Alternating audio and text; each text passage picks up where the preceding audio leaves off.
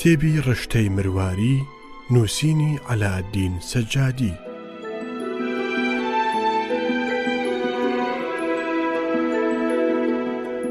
بەشی 11.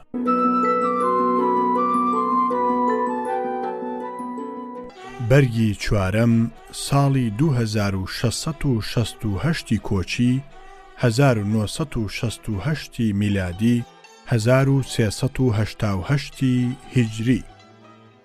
بردمانەوە یان نە. ساڵی 1957 بوو بەرگی یەکەمی ڕشتەی مرواری دەرچوو.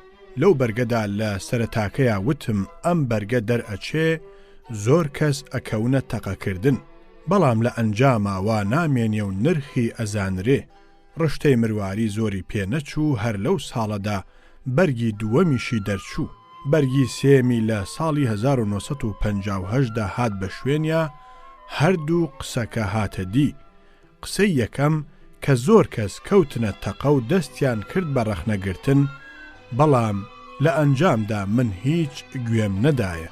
بەرەبەرە قسەکەم بووەوە وای لێ هات ئەوانەی کە زۆر لە دژی بوون بە دزیەوە داوای خوێندنەوەیان ئەکرد. اینجا کەوتە دەوری نرخ دەرکەوتن و نرخ زانینەکەی. سەیرم ئەکرد ئەوانەی کە لە سەرەتاوە زۆر ڕەخنەیان لێ ئەگرت، ئەوانە زیاتر بە ئارەزوو بوون بۆ خوێندنەوەی و بۆ دەرچوونی بەرگی تری. ئەمەش لەبەرچی بوو؟ دیارە ئەو دەستەیە کە ئەو بێزاریەیان لە شتی وادا دەرئەبڕی دەستەیەکی خوێندەواری تێگەیشتوو بوون. لە باوەڕی ئەو ڕۆژەی ئەوانە بەلایەنەوە وابوو نابێ ئەو جۆرە شتانە بکەونە سەر قاقەز و بکەونە بەردەمی هەموو کەسێکەوە. لە پاشا هەر ئەو جۆرە دەستەیە خۆیان لە خۆیانەوە بۆیان دەرکەوت کە ئەمە ئەدەبە و کە لە پووری ئەدەبی ئێمەیە نابێ سەریان تیابچێ و لە ناو بچن. لە ڕووی ئەم باوەڕەوە ئەوان گەلێ زیاتر بە شوێن بەرگە چاپ نەکراوەکانی تریا ئەسوورانەوە کە گەیشتنە ئەم شوێنە باوەڕی هەردوو لامان یەکی گرتەوە کە ئەمانە ئەدەبینەتەوەکەمانە و ئەبێ بمێننەوە. بەڵام ئافەرم بۆ خۆم کە کۆڵم نەدا و پاڵم بە توانجەوە نا تا لەگەڵ ئەواندا بووین بە یەک. ئۆ خۆزگەت پێوێ قسەی پار ئەژێڕێتەوە. ئەوەندە هەبوو لە ماوەی ئەم 8-9 ساڵەدا هەر ڕۆژە سازێک و هەردەمە ئاوازێک پەیدا ئەبوو. ئەو ساز و ئاوازە سەری لە دەستەی دووەم تێکدا بوو. وای لێکردبوون ئەو سۆزەی کە سەرەتا بۆ خوێندنەوەی شتیوا هەیان بوو، ئەو سۆزە ئاڵا بوو بە باڵای شتی ترەوە. بەرەبەرە بۆیان دەرکەوت کە ئەو شتانە هەموو پلوپوشن و با ئەیان با وەکو بردنی. اینجا ئەوانیش گەڕانەوە بۆ شتە بناغەییەکە بۆ ئەو شتە کە ئێمەش نەتەوەیەکین و هەموو جۆرە ئەدەب و فۆلکلۆرێکمان هەیە و ئەدەب و فۆلکلۆرمان ئەگەر خۆیشمان بڕۆین ئەوان ئەمێننەوە کە ئەوان مانەوە مانەوەی ئەوان مانەوەی خۆمانە. چونکە نەتەوەیەک ئەگەر بیر و باوەڕ و زمانەکەی کەوتە سەر قاقەز و کەوتە بەرچاو، ئەو نەتەوەیە لە ناوچوونی نابێت با بە هەزاران تاوێریش بیپلیشێننەوە. لەبەر ئەم شتانە و لەبەر ئەو هەموو ڕوو لێنانە کە ڕوویان لێ ئەنام، بە تایبەتی لەم ماوەی دواییەدا بۆ لە چاپدانی بەرگەکانی تری ئەم کتێبە، ئەوە منیش پاڵم نا بەو دیوارانەوە کە ئەهاتنە سەر ڕێگاکەم سافم کردن و کەوتمە مەیدانی لە چاپدانی بەرگەکانی تری ڕشتەی مرواری. جارێک لە مەدرسەی تورجانی زادەکان فەقەیەک هەبوو لە لای مەلا عەلی گەورە خوێندبووی. مەلا عەلی ئەمری خوا ئەکا و مەلا حەسەنی کوڕی لە جێگاکەیدا ئەنیشێ. کاکە فەقێ لە لای ئەویش ئەخوێنێ. مەلا حەمە حەسەن ژن دێنێ و کوڕێکی ئەبێ، کوڕەکە مناڵ ئەبێ. ڕۆژێک ئەیبەن بۆ حوجرەی فەقێیەکان، کاکە فەقێ پەڵتۆکێک ئەدا بەسەر ورگی مناڵەکەدا و ئەڵێ: وەرگە ئەگەر نەمرین لای تۆش ئەخوێنین. ئێستا منیش ئەڵێم: وەرگە ئەگەر نەمرین گەلێ بەرگی تری ئەم کتێبە ئەخوێنیتەوە. ئەبێ ئەوەش بزانین کە ئەرکی چاپیش لە چاو ئەو ساڵانەدا یەکاو یەک زیادی کردووە. عەلاءالدین سەجادی، بەغدا، 25 نۆی 1968. فەرامیرزا لە سنە بارامسانی یەکەم لە هەورامان بانگ ئەکا بۆ سنە. ئەمیش بە چەند پیاوێکی خۆیەوە ئەچێت و میوانی حکوومەت ئەبێ. ئەمان هەموو لە دەرماڵ ئەبن بارامسان شوێنێکی شاهانەی بۆ تەرخان ئەکرێ، بە تایبەتی ژوورێکی ئاوێنە بەند ئەبێ لە دەرماڵەکە دانراوە بۆ پیاوانی گەورە. ئەمە دائەنێن بۆ بارامسان کە کەسی تریتیا نەبێ. شەوێک سان ئیشی سەرئاوی ئەبێ کە هەڵ ئەستێ دەست ئەنێ بە دەرگاوە سەیرەکات دەرگا لەو دیوەوە داخراوە. ئەمەش ڕێکەوت بوو ئەگینا هەموو وەختوا نەبوو. بەمە زۆر تێک ئەچێ و خۆی ڕائەگرێ، بەڵام ئەو حاکمەی لە سکیایە لە فەرامیرزا حاکمتر ئەبێ، هەرچەند ئەکا هیچ چارێک نادۆزێتەوە. ناوسکی دەسەکا بە پێدان و قۆڕەقۆڕکردن، ئۆقرەی لێ هەڵ ئەگیرێ دیسان هەر چار نییە. خەو ئەوە هەر بەجارێ باری کرد، بێجگە لەمەش ئامادە بوو لەو کاتەدا هەورامانی لهۆن و ڕەزاو بدا، هەر بەو شەرتە لەو بەڵایە ڕزگاری ببێ. بەم سەر و بەو سەری ژوورەکەدا هات و چۆ ئەکا و پێچ ئەدا، لەو کاتەدا چاوی بە تاقێکی ژوورەکە کەوت کە مانگەشە و لە پشت شوشە و ئاوێتە بەندی تلارەکەەوە هاتۆتە ژوورەوە و داویە لە ناو تاقەکە و بەم هۆیەوە هەندێ لە بنمیچی ژوورەکەی ڕوونا کردوێتەوە. بارامسان لەبەر ئەمە دنیا شەوە و لەبەر ئەمە کەژان و پێچی ناوسکی هیچ هۆشێکی لا نەهێشتووە، وا تێگەیشت کە ئەمە کۆڵانە. بەم بۆنەوە زۆری پێخۆش بوو، ڕێگای چاری دۆزیەوە. هێنای تاکێ لە گۆرەویە پوزەوانیەکەی خۆی وەکو بۆڕیە نووسانی بەخۆیەوە پڕی کرد، بە زیادە بەنەکەی تند شەتەکی دا و دووسێ جار وەکو قوچەقانی ئەیسوڕێنێتەوە بە دەوری سەرا بۆ ئەوەی بەردەکە زۆر بڕوە. ئەمیش سوڕاندیەوە و هاویشتی بۆ لای کۆڵانە خەیاڵیەکە، کوت و پڕ گۆرەوی پڕ لە خەستەی ئاردەتووی هەورامان و نیشاسەی پەشمەکی میوانخانەی فەرامیرزا بەو گوڕە ڕۆیشت و دای لە بن مێچەکە و تەڵیشیا و تەقیەوە و ژووری بلورینی فەرامیرزای سواغدا. بارامسان کە ئەمەی چاوپێکەوت هەناسەیەکی ساردی هەڵکێشا و لە شوێنەکەی خۆی وشک بوو. ئەمجا کەوتە دەریای ئەو خەیاڵەوە کە لە پێش ئەوەدا ڕۆژ بێتەوە چۆن ئەم بنمیچە پاک کاتەوە و چۆن ئیشێکی وابکە کە ئابڕووی خۆی و عەشیرەتی نەچێ. پێش وەشاندنی ئەم دەستە گوڵە زۆر خەوی ئەهات، بەڵام حاکمی ناوسکی نەی ئەهێشت کە لەوە ڕزگاری بوو. ئەمجا حاکمی ئابڕۆچوون سەری لێ تێکدا، بە کورتی نووسن نەما. بەیانی زوو چووە بەر هەیوانی سێدەریەکە کە ئەیڕوانی بەسەر کۆڵانە سەیری کردووە کابراەک خەریکە کۆڵان گسک ئەدا. بانگی کردە لای خۆی، کابرا هات و پێی وت: تۆ ڕۆژی چەند وەرە ئەگری بۆ ئەم ئیشەت؟ کابرا وتی: ڕۆژی 2 قران. پاشان پێی وت: شوێنم کەوە. خۆی پێش کەوت و ئەو لە شوێنیەوە تا بردیە ژووری بلورینی بە پیسی هەنورا و ئەسڵی شوێنەکەی پیشاندا و وتی: من 100 قەرانت ئەدەمێ بە بێدەنگ هەر ئێستا ئەم شوێنەم بۆ پاکەوە. کابرای گسک دەرسەیرێکی بنمیچەکەی کرد و تێگەیشت کە چی پێوەیە. هەروە بە ساردیەکەوە وتی: قوربان، من 200 قەران ئەدەم بە جەنابت، هەر ئەوەندە پێم بفەرمووی چۆن ڕیان دووتە بەو بنمیچەدا. لەو سەرا خەتەنە سووران بوو، چەند مناڵێکیان هێنا بوو خەتەنەیان ئەکردن، چەند کچێکی مناڵیش لەوێ بوون لە باتی ئەوە کوڕەکان بگرین کەچی کچەکان ئەگریان. پێیان وتن هی کوڕەکان ئەبڕن، ئێوە بۆچی ئەگرین؟ وتیان: ئەوەی کە بەوانەوەیە نوکەکانیان تیژ ئەکەن بۆ ئێمە. عەزیزخانی سەردار، عەزیزخانی گەورە، زۆر بە خۆشی و بە دەستوری خانەدانی پادشایی ڕای ئەبوارد.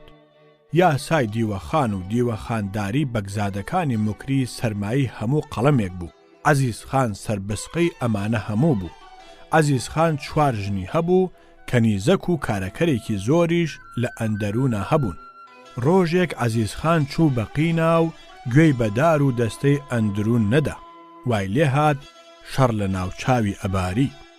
عەزیزخان لەلەیەکی هەبوو تەیموری ناوبوو. تەیمور وەکو لەلەبوو، سەر و سەکوت و قسەکردنیشی هەموو کۆسکەوتوویەکی ئەهێنایە پێکەنین.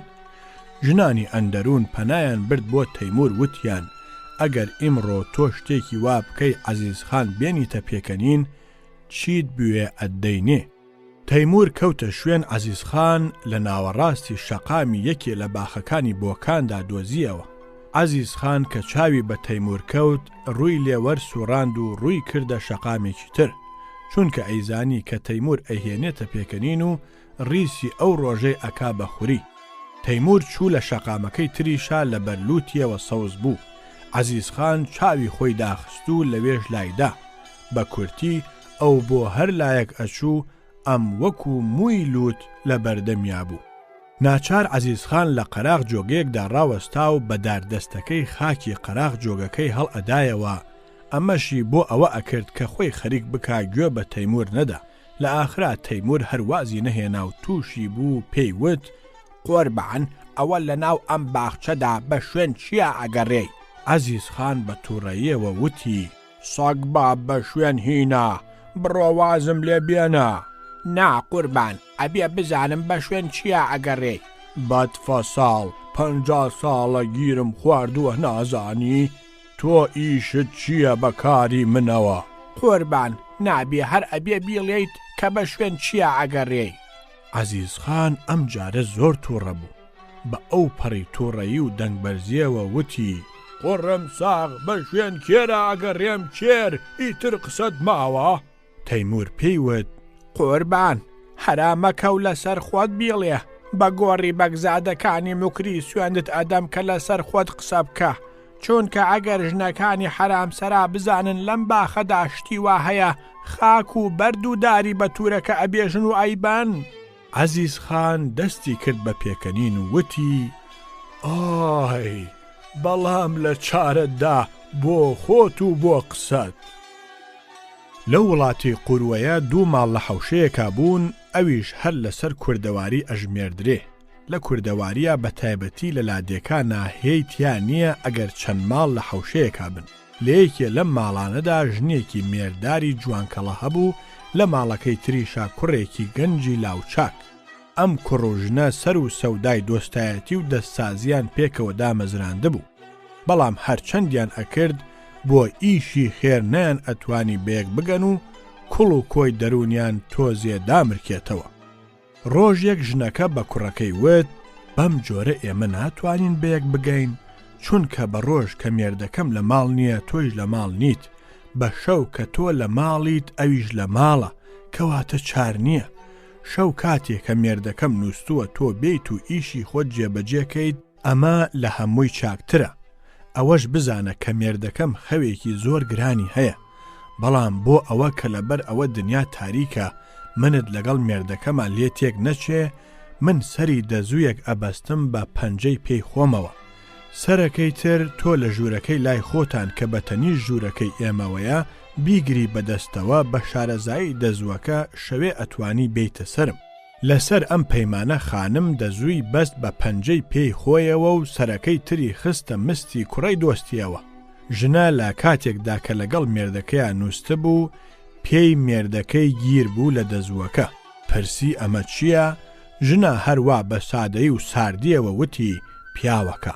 ئەڵێن هەر کەس 40 ڕۆژ بەردەرکی ماڵەکەیان بڕشێنێ و گسکی لێدا، لە شەوی چلەمیندا خدری زیندە ڕۆحم بە قوربانی بێدێتە خەوی. ئەو کەسەش ئەبێت دەزووەکی سپی ببەستێ بە پێی خۆیەوە، چونکە دەزووی سپی گزنگی فریشتەیە. ئێستا منیش ئەمە 40 ڕۆژە ئەوەم کردووە و ئەم شەوی چلەیە. بێگومان حەزرەتی خدر دێتە خەوم و نیازی خۆمی لێ داوا ئەکەم. ئەم دەزواژ گزنگی فریشتەیە، تو خوا مێردەکە بن و با هیچ دەنگ و سنگێک نەیە، نەوەک حەزرەتی خدرم لێ بڕەوێتەوە. مێردەکەی سەرەتا بەم قسەیە پێکەنینی هات، بەڵام پاش ئەوە کە ژنەکەی خەوی لێکەوت بوو بەگرێ لە دڵیە. بە هێواشی هێنای سەری دەزوەکەی لە پەنجەی پێی ژنەکەی کردەوە و بەستی بە پەنجەی پێی خۆیەوە و لە دڵی خۆیان وتی: لێگەڕێ ژنەکەم ئەزیەتی کێشاوە، با خێر و بێرەکەی من وەریگرم. من و ئەو خۆ هەر یەک ماڵین، هەر خێرێکم لە خدری زیندووەوە دەستکەوێ، دیارە ژنەکەشم تیا هاوبەشە. لەبەر ئەوەش کە دنیا هاوین و گەرم بوو، ئەویش وەکو ژنەکەی تەنگەی خۆی لێ کردەوە و بەڕووتی لێی نووست. ئەمجا لەو لاوە کوڕەی خانمباز کە ئاگری بەیەکگەیشتن لەگەڵ دۆستیا هەڵی گرتبوو ئەو شەوە هیچ خەو نەچووە چاوی. دەقیقەیەکی بە ساڵێ لێ ئەڕۆیشت کە کەوتە پاش نیوە شەو بە هێواشی هەستا بە دڵە کوتێ و دڵە تەپە بە هەر جۆر بوو خۆی گەیاندا ئۆدەی ژنەکە. بە شارەزایی دەزوەکە هات تا گەیشتە سەرپێی کابرای مرد. دنیاش تاریکە نازانێ، لای وایە ئەمە پێی ژنەکەیە چونکە پەیمان وا بووە.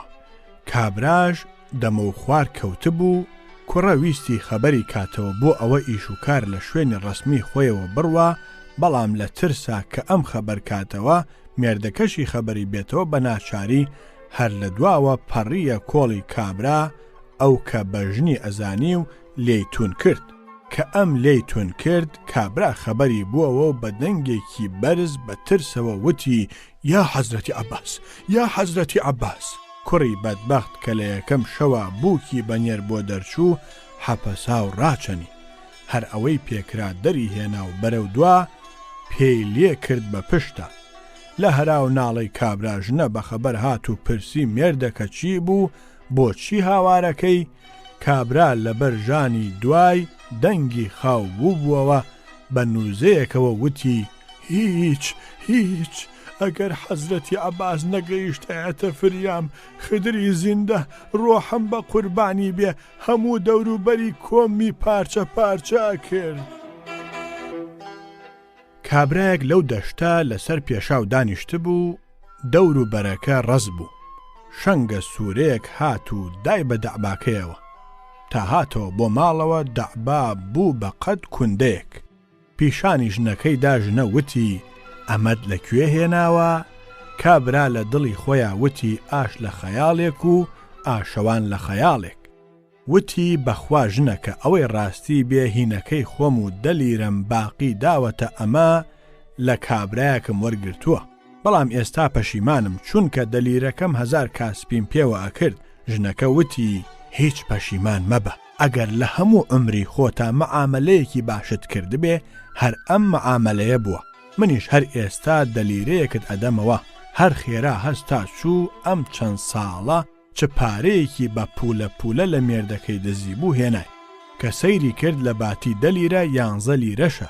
کردیە دەستی مێردەکەیەوە وتی ئەوە لیرەیەکیشی زیادە بۆ تۆ باشە ئیشێکی پێوە ئەکەی.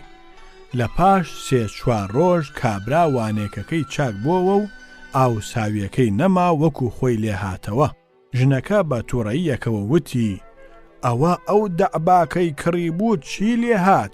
کابرا وتی ژنەکە دەنگ مەکە، ئەمە خۆ بە ماڵی دزیەتی دەرچوو، خاوەنی بۆ پەیدا بووەوە و لیان وەرگرتمەوە. ژنەکە وتی کەواتە بڵێ ئەمە ماڵی دزیەتی بوو کەوا بەو هەرزانیە کەوت بووە دەستت، ئەگینا ئەمڕۆ ئەو جۆرە شتە بەو نرخانە چۆن ئەدەن بە ئەوەندە پارە؟ بزانە ئەگەر جارێکی کەشتی وا دەستکەوت نێڵی خاوەنەکەی پێ بزانێتەوە. ئاخونێک لە سۆنگەر ڕەوەزی ئەخوێن لە ناوەندی ڕەوزەکەدا وتی حەزرەتی ئەمیر فەرموویەتی هەر کەسێ بەچە بازی بکە ئاوی کەوسەر لە دەستی من ناخواتەوە. کابرایە کە لە بەردەمیا دانیشت بوو بە دڵ گوێی بۆ ڕەوزەکەی شل کردبوو، هەر هەڵسا و پێی وت قوربان لە زمانی منەوە سەلام بکە لە حەزرەتی ئەمیر و عەرزی بکە ئەگەر مەسەلە وایە ئاوی حەوزی کەوسەر خۆتان و هەر 11 ڕۆڵەکەتان تێکەن و بیخۆنەوە. شەڕی دووەمی گێتی بوو، هەم هەموو شتومەکێک گران بوو، هەم لەشکری حکوومەتەکان بە هەموو لایەکا بڵاو بووبوونەوە. هەندێک سەربازی پۆلۆنی بەهۆی گەرمەی شەڕەوە کەوتبوونە کەرکووک. زابتێکی پۆلۆنی لەگەڵ ئافرەتێکی گەڕیدەی شەڕا ڕێئەکەوێ، قسەیان لەسەر ئەوە ئەبڕێتەوە کە کابرا جارێک بە خزمەتی ئافرەتەکە بگا و 10 دیناری بداتێ، بەڵام بە مەرجێک کە 5 دیناری پێشەکی بێ و 5ەکەی تری دوای تەواوکردنی کڵاوەکە. لەسەر ئەم بڕیارە 5 دینارە پێشەکیەکەی دا و خرایە جەحەنەمەوە. بەڵام کابرا لە پاش ئەوە کە لە ئیشی خۆی بووەوە دەستی کرد بە ملپێچیکردن لە دانی 5 دینارەکەی تر بە کورتی نەیدا. مەلا سدیقی نازەنینی حاکم بوو لە کەرکووک، ئافرەتەکە ئەچێ شکات ئەکا و بەم جۆرە سکاڵا نامەیەک ئەنووسێ. سەرۆکی دادگای بەڕێز جەنابی مسیۆ پۆلۆتارک ژوورێکی لەم کارەکەرەی خۆت گرتووە بە 10 دینار کە 5 دیناری لە پێش ئەوەدا بێتە ناو ژوورەکەەوە بیدات و 5 دیناریشی پاش ئەوە کە ژوورەکەی وەرگرت. جەنابی مسیۆ لە پاش ئەوە کە 5 دیناری پێشەکیەکەیدا ژوورە مڵکە تایبەتیەکەمی وەرگرت، بەڵام بە پێچەوانەی پەیمانی بینمان لە دانی 5 دینارەکەی تر ڕوووەرئەگێڕێ. لەبەر ئەمە ئەم کارەکەری خۆت تکا ئەکا کە بۆ وەرگرتنی 5 دینارەکەی تر لە جەنابی مسیۆ ئەوی شایەنی داد و عەدڵا بەجێ بێنن بۆ ئەوە ئەم دوعاگووە داوێن پاکە دڵسوتاوە هەتا زەمانێکی دێرینە منەتباری ئێوە و دادگاتان بێ. کارەکەرتان جیم. مەلا سەدیق لە پاش ئەوە کە ئاگداریەی پەیدا کرد بەسەر مەسەلە و سکاڵانامەدا بە فەرمانێک مسیۆ پۆلۆتارکی بان کرد بۆ دادگا بۆ ئەوە چی لەم ڕۆوە ئەزانێ خۆی پێ بپەڕێنێتەوە. مسیۆ پۆلۆتارک لە ڕۆژی تایبەتیدا هاتە دادگا و وتی: جەنابی دادپرس، من بە 2 بەڵگە پێتان ئەسەڵمێنم کە ژووری ئەم خاتوونەم وەرنەگرتووە. خاتوونیش لەو لاوە ڕاوەستا بوو. هەر داوایە کە لەم ڕووەوە ئەیکا من ئەیگەڕمەوە و ناچمە ژێری. 2 بەڵگەکە یەکێکیان ئەوەیە کە ئەم ژوورە لە تەنیشت ئاودەستخانەوە بوو، دووەمیان ئەوەیە کە شێی هەڵیە نابوو، ستاری تیا نەکرا. بەم بۆنەوە تکا ئەکەم داواکەی بگێڕنەوە. مەلا سەدیق زەردەخەنەیەک گرتی وتی: جەنابی پۆلۆتارک، بەڵگەکانت لەوانە نین کە داواکەیان پێ بگێڕێتەوە، چونکە ئەمە ئاشکرایە کە ئێستا زەمانی جەنگە و کرێی ژوور زۆر گرانە. 10 دینار شتێکی وانییە کە پیاو بتوانێ ژوورێکی نایابی پێ بەکرێ بگرێ. دیارە مەگەر هەر ژوورێک بێ بە 10 دینار کە لە تەنیشت ئاودەستخانەوە بێ. دووەم، ئەم ژوورە کە تۆ گرتوتە شێدار و مەرتوب نەبووە. ئەمەش بەوەدا ئەزانرێ کە جەنابتان هەر لەگەڵ چوونە ناویەوە هەموو کەلێن و قوشبنیەکتان ئاو پاشی کرد و ڕشانتان. بێگومان ژوورێک کە شێدار بێ ناڕشێنرێ. سێم، ئێوە هەموو ژوورەکەتان گرتووەتە دەست، چونکە هەر شتێکتان هەبووە و نەبووە خستوتانەتە ناویەوە. تەنانەت بەهۆی ئەوەوە کە هەموو ژوورەکەتان داگرتووە و پڕتان کردووەتەوە 2 باڵتان پێبووە، جێیان نەبووەتەوە لەبەر دەرگاکەدا بەجێتان هێشتووە. لە ئاخرا دادگا حکمیدا بەسەر پۆلۆتارکە بە 5 دینارەکەی تر و خات و جیم بە سەرکەوتووی لە دادگا چووە دەرەوە.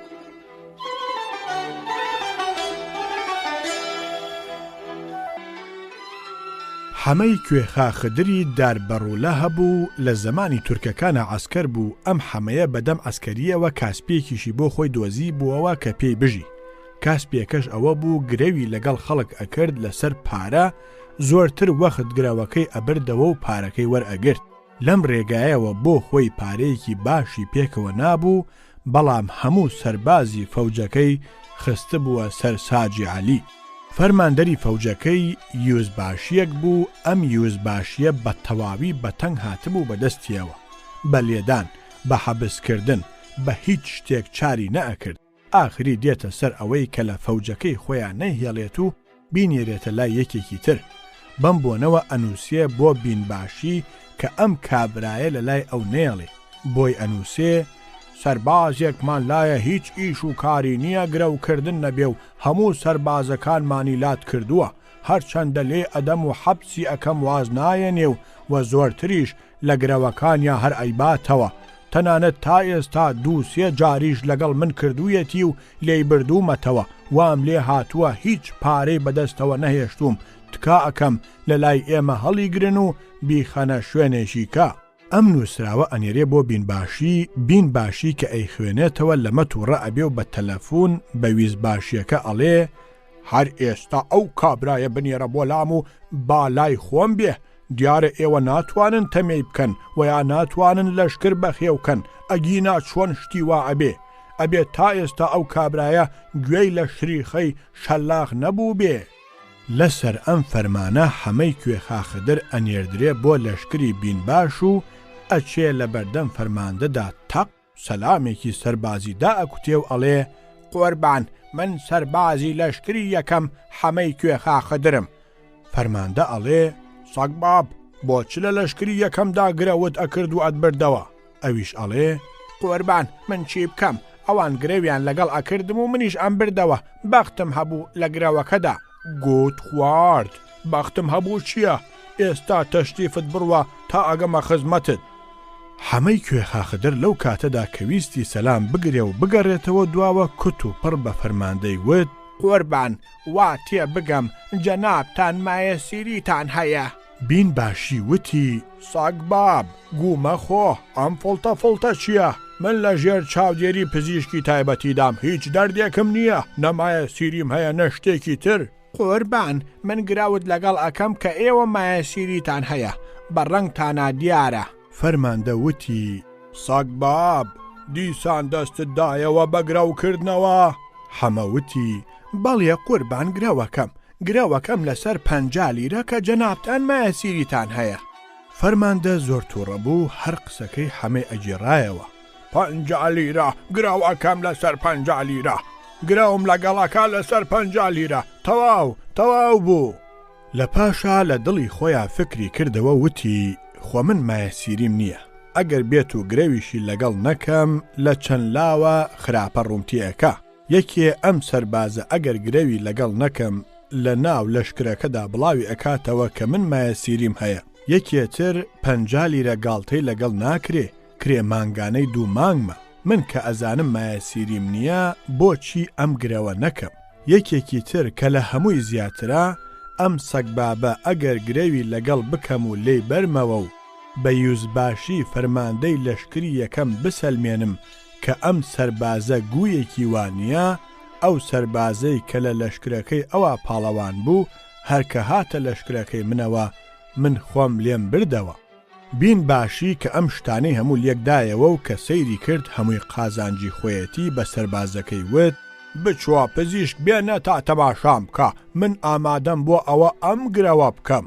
حەمەی کوێخا خدر وتی قوربان پزیشکی ناوێ، مایەسیری 2 جۆرە، یەکێ تەڕە و خوێنی هەیە، یەکێ وشکە و دوگمەی هەیە. من خۆم چاکی لێزانم، فەرمو دەرپێکە داکەنە خۆم تەماشاتەکەم چونکە دەستی حەکیمیم هەیە.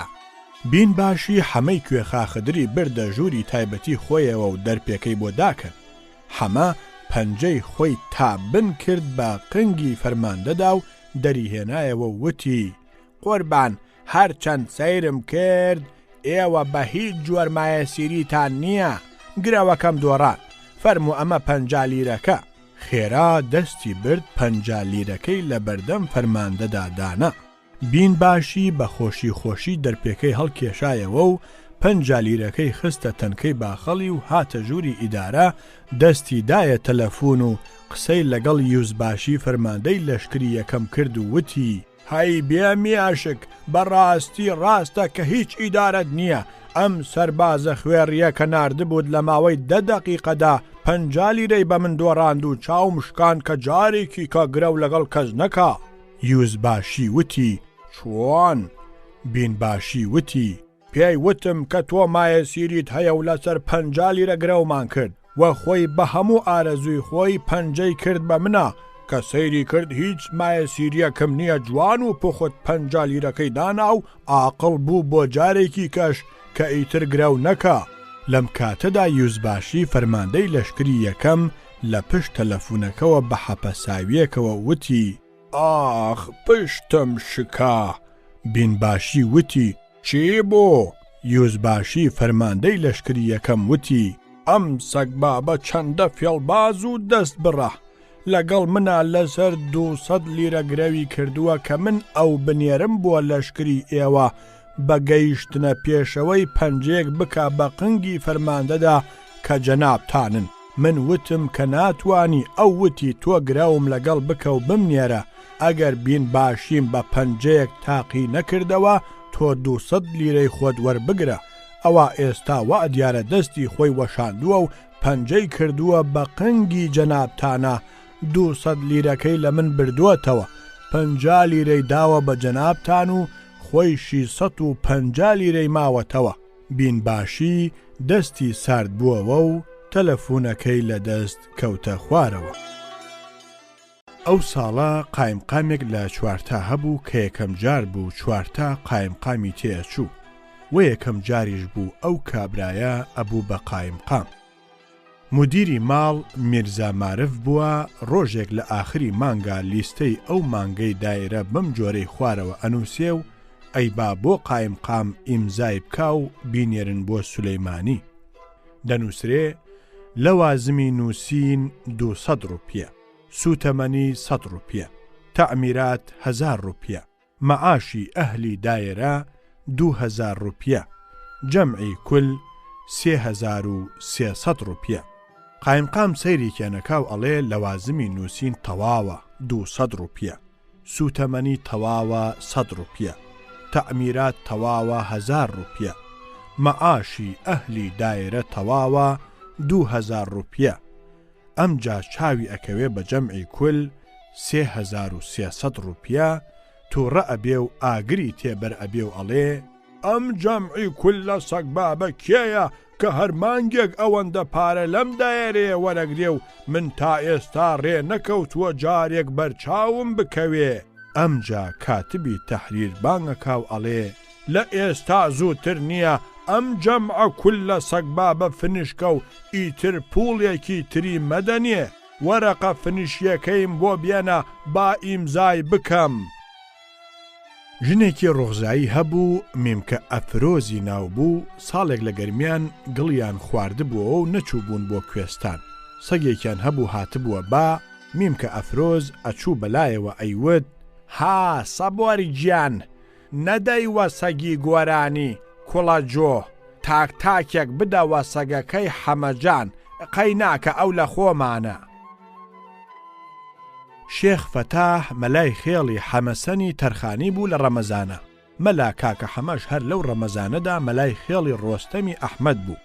شێخ فەتاح بۆ بانگ و سەڵا دەنگێکی خۆشی هەبوو.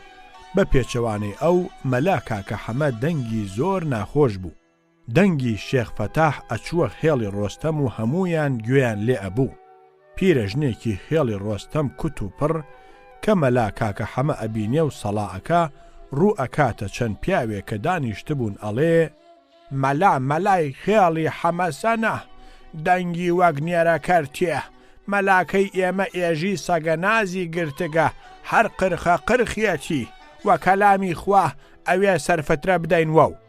شەوی دوایی شێخ فەتاح کە ناوی خۆی بیستبووەوە چاکتر تێی چریکان بۆ سەڵاکردن. مەلا کاکە حەمەش لەو کاتەدا ئەویش سەڵایە کرد.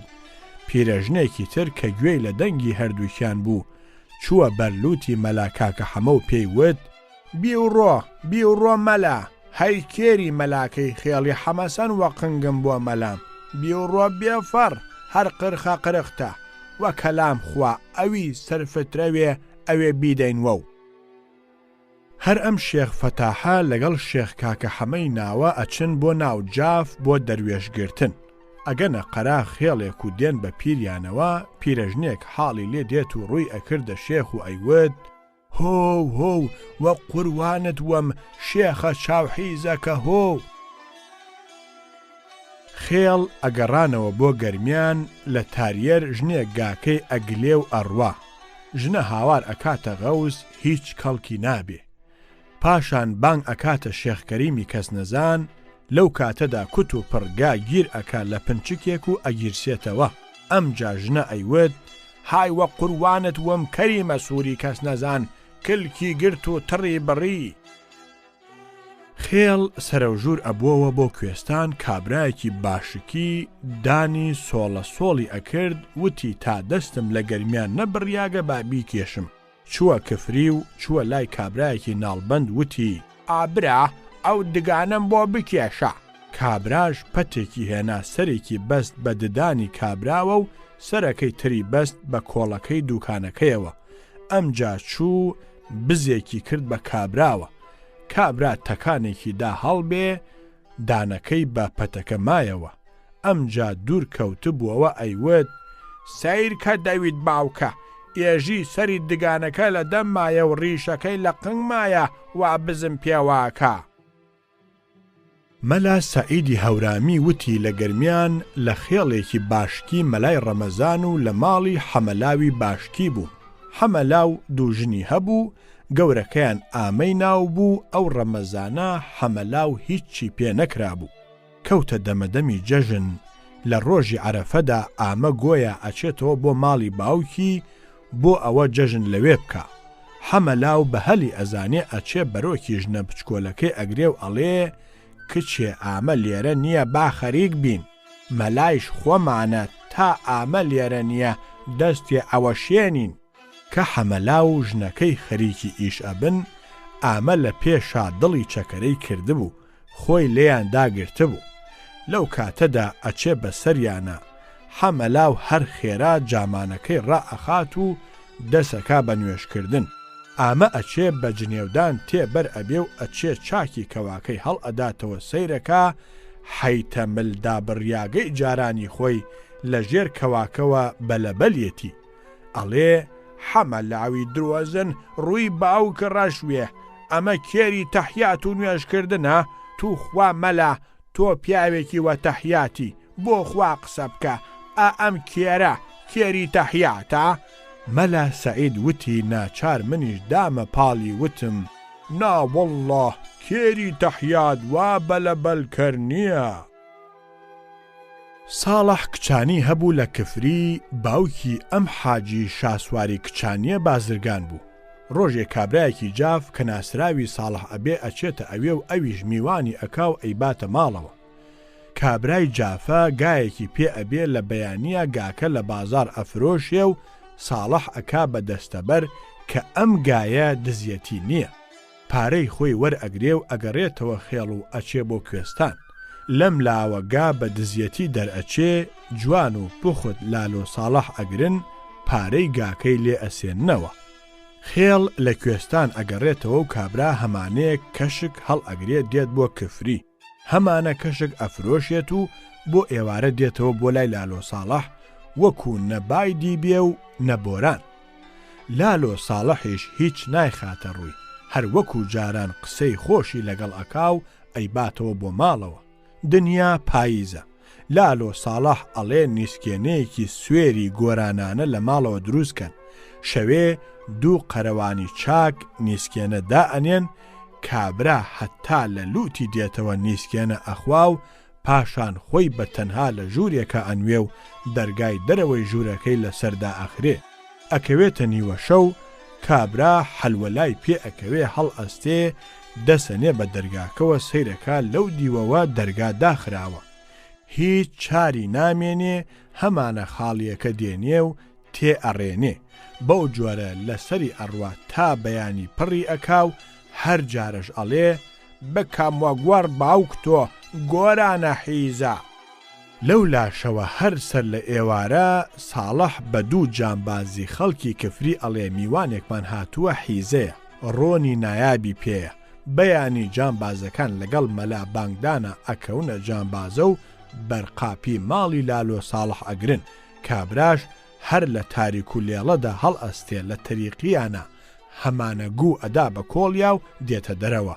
هەرکە دێتە دەرەوە جامبازەکان قێر ئەیگرن.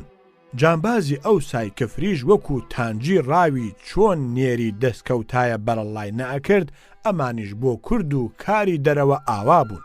هەمانە ئەگرن و ئەڵێن ئەم ڕۆنەت بە چەند؟ کابراش ئەڵێ ڕۆن نییە لێم گەڕێن، ئەوان تازە نێچیری خۆیان دەستکەوتووە بەرەڵاکردن هەر نییە. هەر ئەڵێن ئەبێ لێت بسێنین و ئەمیش هەر ئەڵێ نایفرۆشم، لە ڕوویشی هەڵ نایە بڵێ گووە. ئەوان هەمانە ڕائەکێشن و ئەم ڕای ئەکێشێ و ئەڵێ بکەم وەقنگ دایکتانەوە بەرەڵامکەن با بڕۆم بەجێ مام، لەم مڕۆ مشت و بگرە و بەردەدا پشکی هەمانە بەر ئەبێ و شەروەت وێ لە ڕووتا. گووی لە نیسکێنە دروست بوو هەموو سەر و چاوی جامبازەکان ئەشواتەوە. دیارە لەم هەرا و هوریایەدا دنیا بە تەواوی ڕووناک ئەبێتەوە و ئەبێ بە ڕۆژ. خەڵکی دا ئەبارێن. جامباز و کابرای جافا ئیش لەوە ئەترازێ کە بە شوێنەی لەگەڵ یەک ببزوونەوە. ئەوان ئەم ئەدەنە بەرشەق و پاشماوەی پیسایی لە سکیان مابووەوە، هەمووی هەڵ ئەڕێژێتە ئەو ناوە. ئەمیش بە گاڵۆکەکەی دەستی و بە هەمانەی بندەستی ئەوەندەی تر ئەوان ئەشواتەوە. لالۆ ساڵحیش وەکو خەڵکی تر دێت لەو لاوە سەیرەکە. جانبازەکان جنێویان ئەدا بە لالۆ ساڵح بۆ ئەو ڕۆنە چاکەی بۆیانی دۆزیوەتەوە.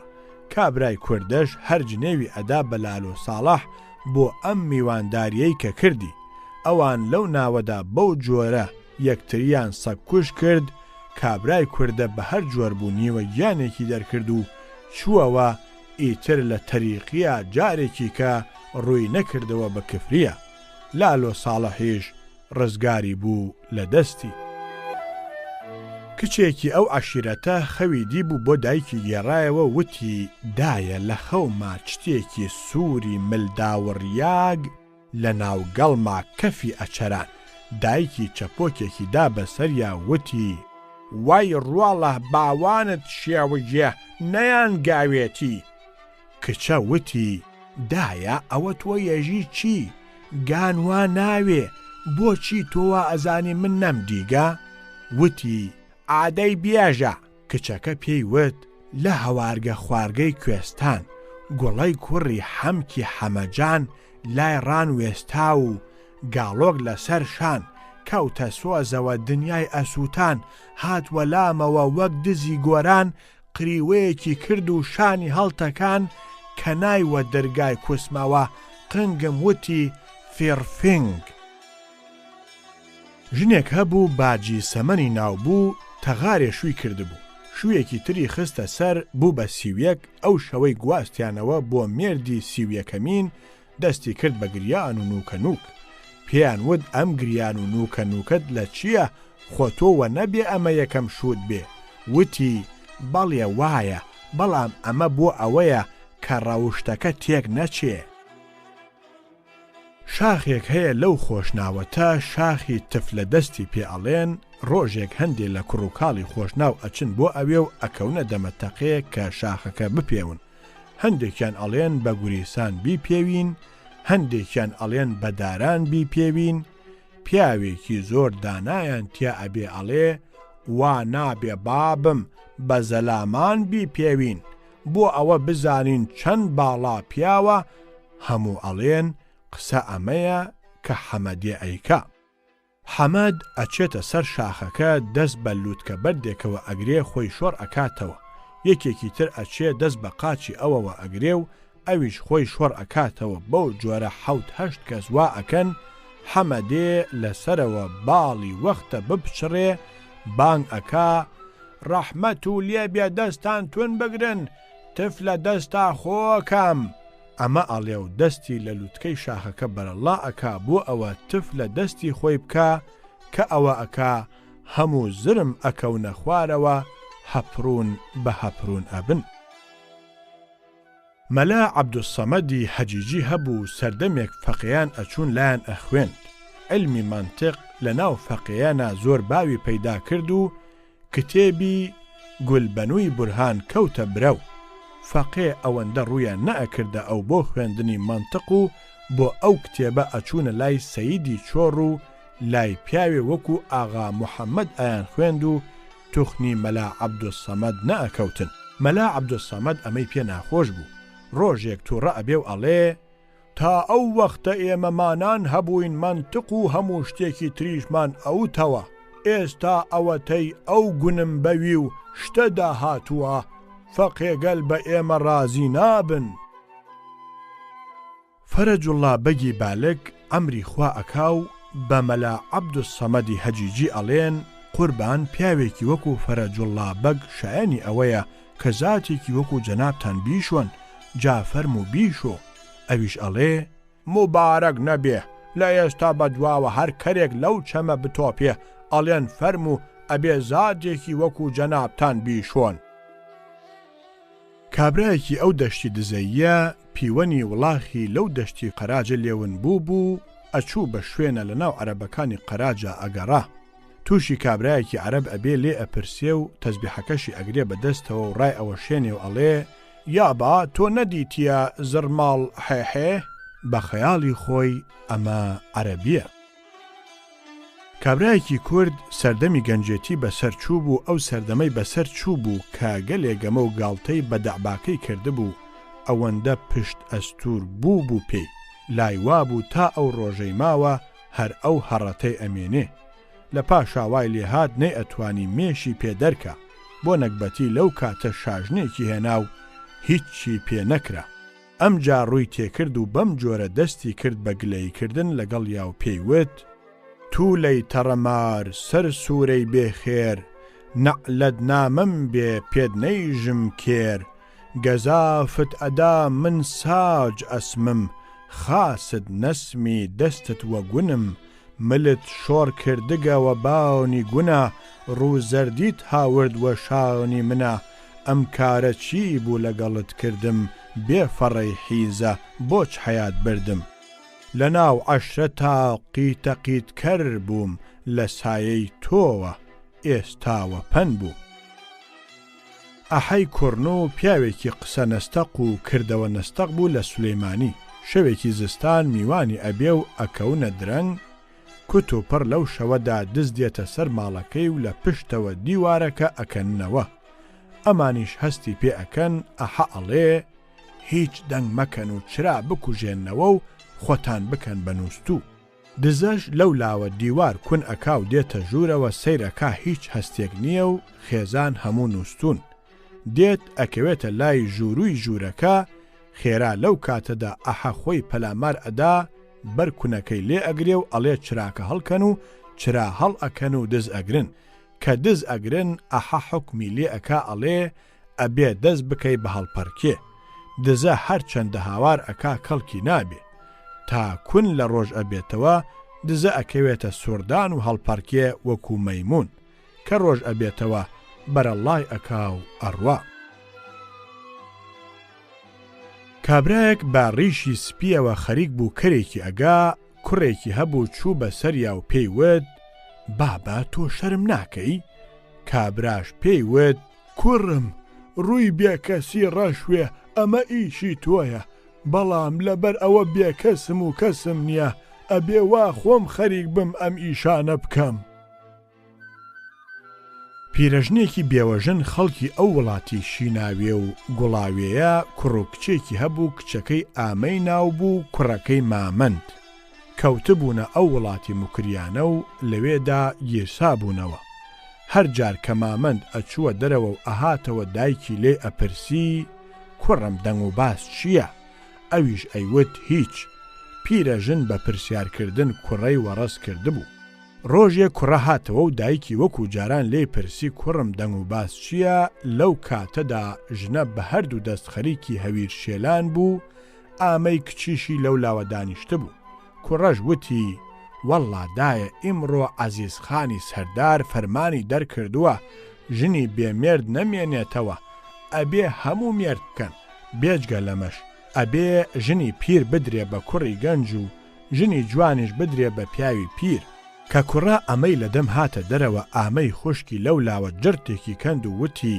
ئای چۆن وا ئەبێ ئەمجا دایکەی پیرەژن بەدەم هەویر شێلانەکەوە وتی جرت و مرتی پێ ناوێ ئامەی کچی گوڵاوێ ئەتۆ دەکەی جرتانێ ئەمن دەکەم گەمانێ تۆ چاتری دەزانی یا سەرداری بۆکانێ ئەو قسەیەی ئەو کردی ئەیگەڕێتەوە مامەندی بە ئایەت و وە قورئان بە چاوەکەی عەزیزخان بڕیاری وی دراوە کەس نایگەڕێتەوە دواوە لەو وڵاتی خۆشناوەتیە دوو گوند هەیە یەکێکیان ناوی کۆڕی و ئەوی کەیان ماوەرانە کابرایەکی کۆڕێکی کیژێکی لە ماوەران خواست شەوێک کە ئەچێتە لای کیژە و پاڵی پێوە ئەنێ سەیرەکە هیچ نییە و بێبنە کابرا ئەڵێ هۆپ کیژەش پێی ئەڵێ هۆپت بە هۆپێ چاوی چۆپت لەگەڵ بقۆپێ لە کوڕەکوڕەی کۆڕەیان لە بنە تەڕاشەی ئەرماوانێ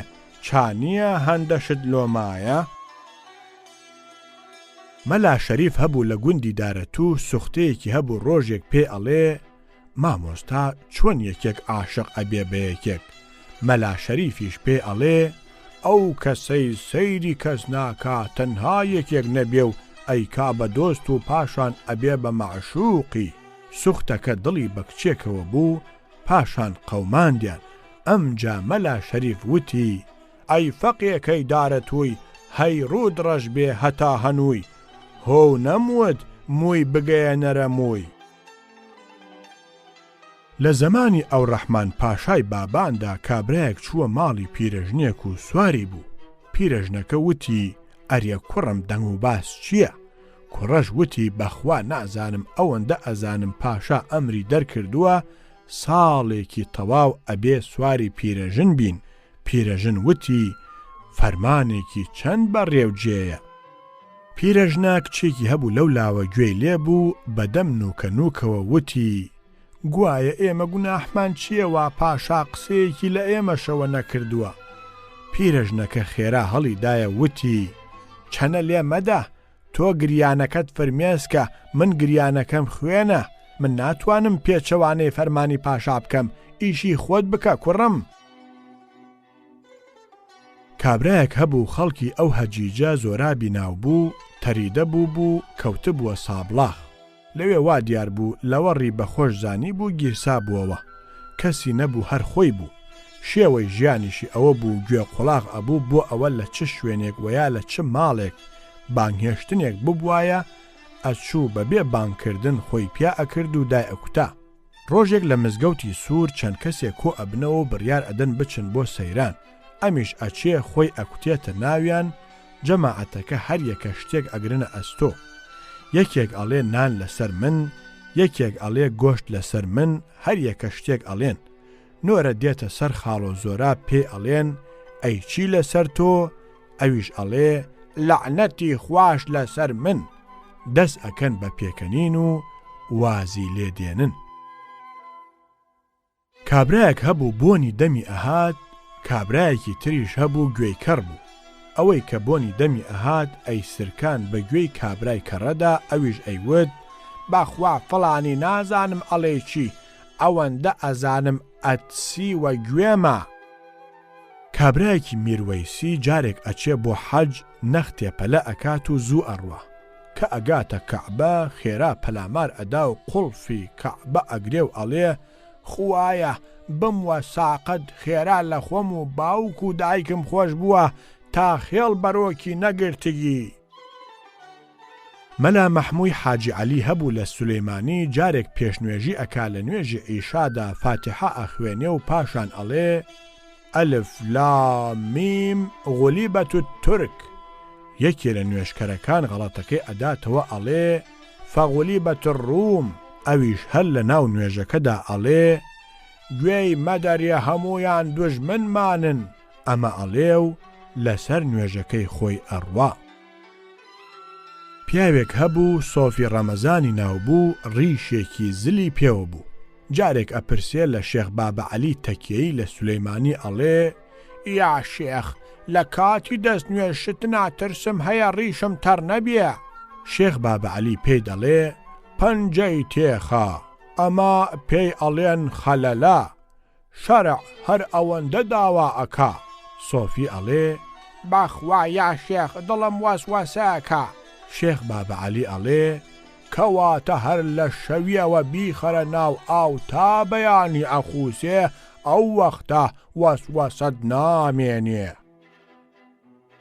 کابرایەکی زۆر پیر لەو سەرە هەبوو ژنێکی گەنجی زۆر جوانی هێنابوو. کابرا لەوانە نەبوو بە کەڵک بێ، کوڕێکی گەنجی دراوسێیان هەبوو. ژنە لەگەڵ کوڕەکەدا بە ناوی ئامۆزاوە ڕێکەوتە بوو. ئیتر ئامۆزا هەموو وەختێ لە ماڵی ئەمان بوو. لە پاش چەند ساڵێک خوا چەند مناڵێکیدا بەم پیاوە، چۆن ئەمانە خێزانی ماڵ بوون، کوڕی ئامۆزاش بەو جۆرەیەکێک بوو لە خێزانی ماڵەکە. تەنانەت ئەگەر بۆ دەریشەوە بچوونایە، ئامۆزاشیان هەر لەگەڵ خۆیان دەبرد. ڕۆژێک ئەو خێزانە هەموو ئەچن بۆ سەیران، دۆستێکی کۆنی پیاوەی پیرە تووشیان ئەبێ و لەگەڵ کابرادا چاکوچۆنی ئەکاو ئەپرسێ: ئەمانە کێن و چین؟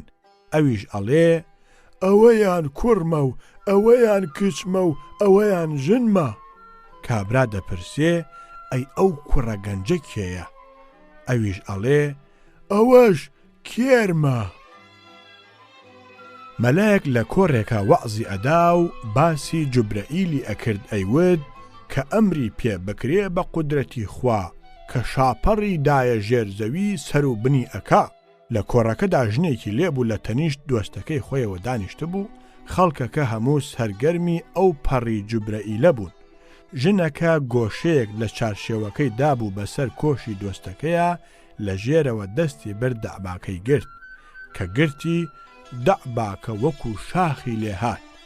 ژنە بەبێ ئیختیار چریکەیەکی کرد، مەلاکە گوێی لێبوو وتی: ئەی عاشقەی سادقەی موحسنەی متەفانیەی محافظەی مخەدیرەی منەوەرە، ئەوە پەڕی جوبرەئیل گەیشتە دڵت ویا هەواکەی دای لە لەشت وا بەو جۆرە بەبێ ئیختیار ئەو نەعرەتت کێشا.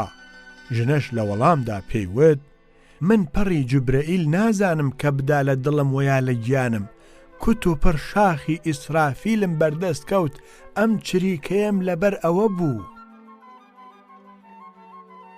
کابرایەکی شاتری ئیشێکی بەسەرا دێت و لە ترسا سەری خۆی هەڵ ئەگرێ و بەو وڵاتانە و خۆی ون ئەکا. ئەچێتە بەغدا و لەبەر دوکانێکە ئەیەوێ شتێک بکڕێ، کابرای خاوەن دوکان ئەڵێ: شترید؟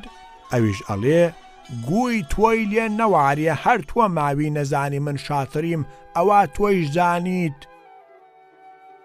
کابرایەکی کورد لە غەزا ئەگەڕێتەوە ئەگاتە بەغدا، کابرایەکی بەغدایی پێ ئەڵێ: گووە؟ ئەویش ئەڵێ: دەویت باوەک، خۆت گویت، من لە غەزا دێمەوە. لە پاشا تێ ئەگەێنن ئەڵێن ئەوە ماندوو نەبوونت لێ ئەکا. لەو خۆشناوە کابرایەک چاوی ژانی ئەکرد، پورزایەکی هەبوو چووە لای وتی: پورزاییان، چاوم زۆر ژانەکە، نازانم چی لێ بکەم. پورزاشی پێی وت: پورزاییان، من پار ددانم ژانی ئەکرد، هەڵم کەند. لە زمانی شێخ مەحموودا لەشکری شێخ مەحموود لە جاسەنە ئەبن، تیارە دێتە سەریان شپرزیان ئەکا. ئامۆزایەکی کوێخا حەسەنی کانی گۆمە هەبوو، ئەویش لە لەشکرەکەی شێخ مەحمووە بوو. لەشکر شپرزە ئەبێ و هەریەکە ئەیەوێ بۆ خۆی دەرباز بێ. ئەو ئامۆزای حاجی حەسەنەش بە پەلە ماینەکەی دێنێ و لەبەر شپرزەیی بەرەواژە سواری ماینەکە ئەبێ. پێ ئەڵێن: کورە خوا بتگرێ، ئەوە تۆ چۆن سوار بووی؟ ئەوە بەرەواژەیە. ئەویش ئەڵێ: کورە من بەرەواژە سوار نەبووم، ماینە سەگباب خێوەکە خۆی هەڵگێڕاوەتەوە و بە باری چەپدا ڕاوەستاوە. عێل لە کوێستان بوو، کوێرەدەیەک هەیە لەو ناوە دواوەی ناو بوو. جارێک مەحموود پاشا فەقێشێتە ئەنێرێ بۆ دواوە، هەرچەندە ساڵ زوو بوو، بەڵام لەبەر ئەوە ئەو وڵاتە کوێستانە هەرزوو باران و زستان دێ، لە ڕێگەدا ئەیکا بە باران و قوڕ و چەڵپاو. لەو کاتەدا ژن و پیاوێک بێشکەیەکیان پێ و لەو ناوەدا لەژێر ئەو بارانەدا ئەسوڕێنەوە. فەقێشێتە ڕێگای لێ تێکچوو بوو، ئەچێتە لای پیا و ژنەکە ئەڵێ: ئەرێ تۆ خوا برا ڕێگای دواوە کامەیە؟ کابراش ئەڵێ: ئەرێ کابرا تۆ شێتی، ئەگەر من ڕێگای دواوەم بزانیایە لەژێر ئەم بارانە و لەناو ئەم چەڵپاوە بە ژن و مناڵێکەوە بۆ گیرم ئەخوارد. فەقێشێتە کە ئەمە ئەبیستێ، جامانەکەی سەری ئەکاتەوە و ئەیکا بەدەسە سڕەی دەستی و لە تەنیشتیانەوە دەسەکا بە هەڵپەرکێ و بە چۆپی کێشان. کابرایەکی کورد ساڵێک ئەچێ بۆ حەج، لە کاتی تەوافا جامانەکەی لێ ئەدزن. حاجی مستەفا پاشا وتی: وا ڕێکەوتە بوو من لە پشت ئەو کابرایەوە بووم. گوێم لێ بوو هەر ئەیود: بینایی چاوان، ئەم جارە هاتم بۆ خزمەتت، فەرمووت جامانەکەم بدزن، ئەگەر جارێکی کە منت لێرە چاو پێکەوت بفەرموو هەرچێ دەم و دگانم هەست بیشکێنن وەسەر یەکە. قازیەک هەبوو لە هەڵەبجا، ڕۆژێک ژنێک ئەچێتە لای شکات لە مێردەکەی ئەکا. ژنەکە دوو چاوی زۆر جوانی پێوە بوو، سەرپۆشەکەی هێنا بوو بەسەر ڕوومەتیا، هەر چاوەکانی بە دەرەوە بوون. مێردەکەشی لەگەڵ بوو. قازی چاوی ژنە بە تەواوی کاری تێکرد بوو، هەر قسەیەک ئەو ئەیوت ئەم ئەیوت ڕاست ئەکەی، هەرچیەکیش مێردەکەی ئەیوت تۆ درۆ ئەکەی. مێردە هەستی کرد ئەمە ئیش لە کوێدایە، هەردەستی برد سەرپۆشەکەی لەسەر ژنەکە لادا و ڕوومەتی دەرکەوت. قازی سەیری کرد ڕوومەتێکی زۆر ناشرینی هەیە، دڵی پێکە هات و وتی هەستە بڕۆ ژنە، چاوی مەزلومانت هەیە و ڕووی زاڵمان، لە لای مێردی خۆت دانیشە شەرع ئەفەرموێ ڕوومەت لە مێرد و لە قازی ناپۆشرێ. کابرایەکی تاجر هەبوو لەو سەرا بارخانەی بار کرد و چوو بۆ تەورێز، وا ڕێکەوت لەوێشەوە چوو بۆ ڕووسیات. کاروانەکەی چەند ساڵێکی درێژەی کێشا، خزمەتکارێکی ڕەشپێستی کەچەڵیان لە ماڵا هەبوو وا دیار بوو خانم لەگەڵیان ڕێکەوت بوو، دوو خوڵامی تۆی لێبوو بوو. ڕۆژێ خەبەریاندا کەوا ئاغا هاتەوە. کابرای خزمەتکار مناڵەکانی هەڵگرت و یەکێکیانی خستە سەرشانی و ئەوی کەشیان بە شوێنیەوە چوون بۆ پیر ئاغاوە. ئاغا مناڵەکەی سەرشانی چاو پێکەوت وتی ئەمە هی کێیە؟ وتی هی خانمە. ئاغا وتی بەخوا سەیرە.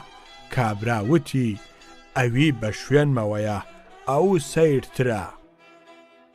کابرایەکی دزەیی بارەگەنمێکی بردبوو بۆ هەولێر لە ناو شارە، کەرەکەیان لێ دزی بوو. ئەویش چوو ملی کەری کابرایەکی خۆشناوی گرت، هێنای باری خۆی لێ ناو ڕۆیشت. کابرای خۆشناو هات وتی ئەم کەرە کەری منە. کابرای دزەیی وتی هی خۆمە. خەڵک و خوا کەوتنە بەینەوە، با دزەکەیان وت کەرەکەی تۆ نێرەکەر بوو یا ماکەر؟ وتی نێرەکەر بوو. وتیان دە ئەمە ماکەرە.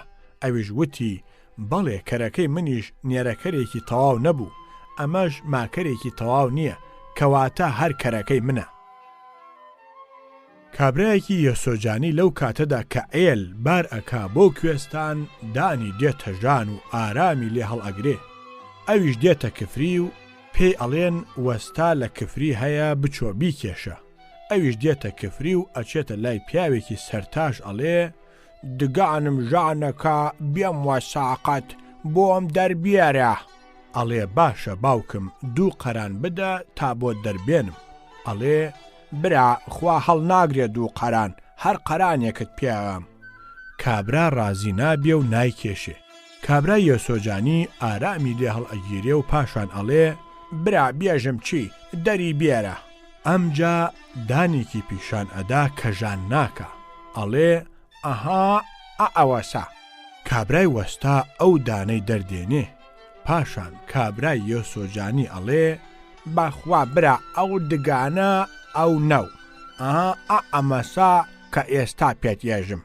پەنجە ئەخاتە سەر دانەژان کردووەکە و وەستا ئەو دانەشی دەردێنێ.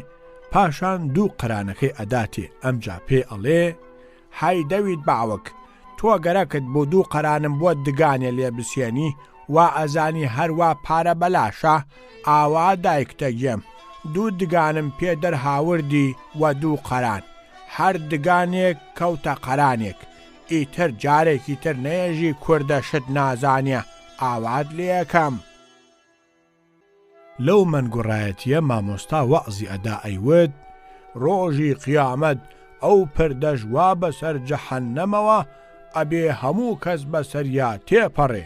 کابرایەکی مەنگوڕ وتی مامۆستا لەوێ هیچ دارێک هەیە کە پیاو دەستی پێ بگرێ و بپەڕێتەوە؟ مامۆستا وتی نا وەڵڵا هیچ نییە.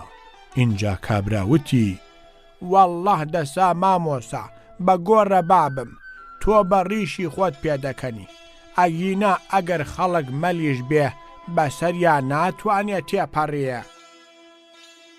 مەلا سمایل ساڵێک لە زێویە وەعزی ئەخوێند.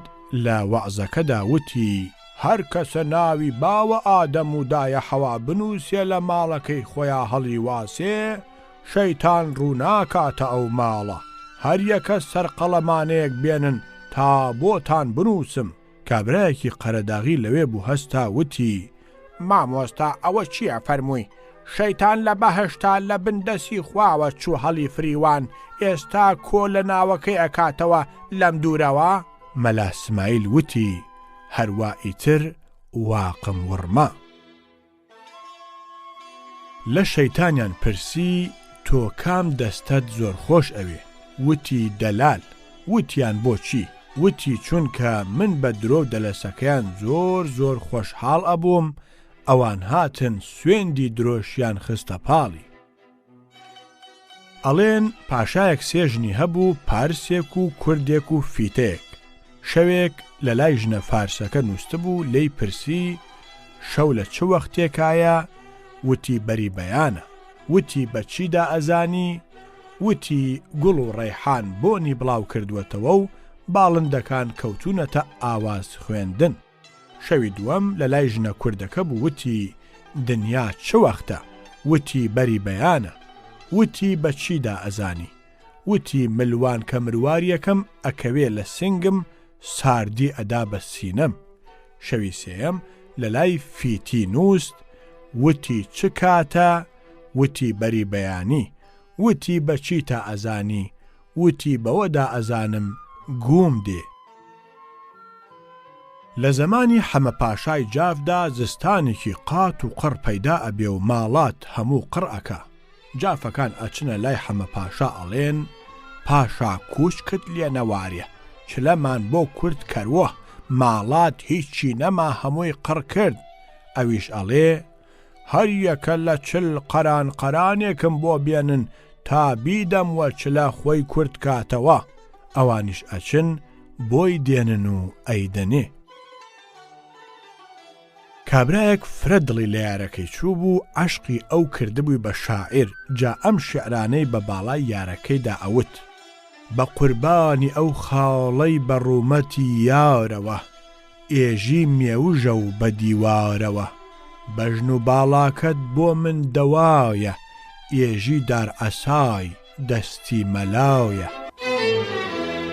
ژنێک هەبوو خادایەیان پێئەوت، زەمان هێنابووی بەسەریا، سەردەمی جارانی نەمابوو، تەشیڕێسی ئەکرد بۆ ئەموو ئەو. مەلا ژن فاتم هەبوو، ڕۆژێک هەندێک خوری ئەباتە لای بۆی بڕێسێ. ئەویش بۆی ئەڕێسێ و پاشان بۆی ئەچێتەوە، کە سەیر ئەکا ئەڵێ ئەمە ئەستورە. خادایە هەڵی ئەوە شێنێتەوە بۆی ئەڕێسێتەوە، ئەمجا بۆی ئەچێتەوە سەیرەکە. مەلاژن ئەڵێ ئەمە باریکە. خادایە ئەڵێ خافاتم، نازانم چۆنت ئەوێ. باریک ئەی ڕێسم، ئەڵێ ئەمە باریکە. ئەستور ئەی ڕێسم، ئەڵێ ئەستورە. خافاتمیش ئەڵێ خادایە، نە باریک و نە ئەستور، وەک هینەکەی مەلا گردە ڕێز بێ. حاجی مەلا ساڵحی گۆزە پانکە و حاجی مەلا عومەری هۆمەر کونبەتی هاتنە لام. دنیا گەرم بوو، وتیان ئاوی سارد ئەخۆینەوە. ئەو پیاوەی کەلام بوو هەرمان پیرداودمان پێئەوت، پێمت بچۆ ئاوی سارد بێنە. مام پیرداوت شوو بەفری هێنا و خستیە ناو سەتڵێکی گەورەوە پڕی کرد لە ئاو، هێنای تەق لە بەردەمی حاجی مەلا ساڵحا داینە. حاجی مەلا کە ئەمەی چاو پێکەوت، وتی دەک مردیت مریە پیرداوت، هەر فیکەکەی ماوە دوو فیکەشمان لۆ بکە. مام پیرداوت هیچی بۆ نەمایەوە، وتی قوربان هەموو جار هەروا دەکەم. ئێل سەرە و خوار بووەتەوە ڕووە و کوێستان، هەر هۆزە شوێنی خۆی گرت.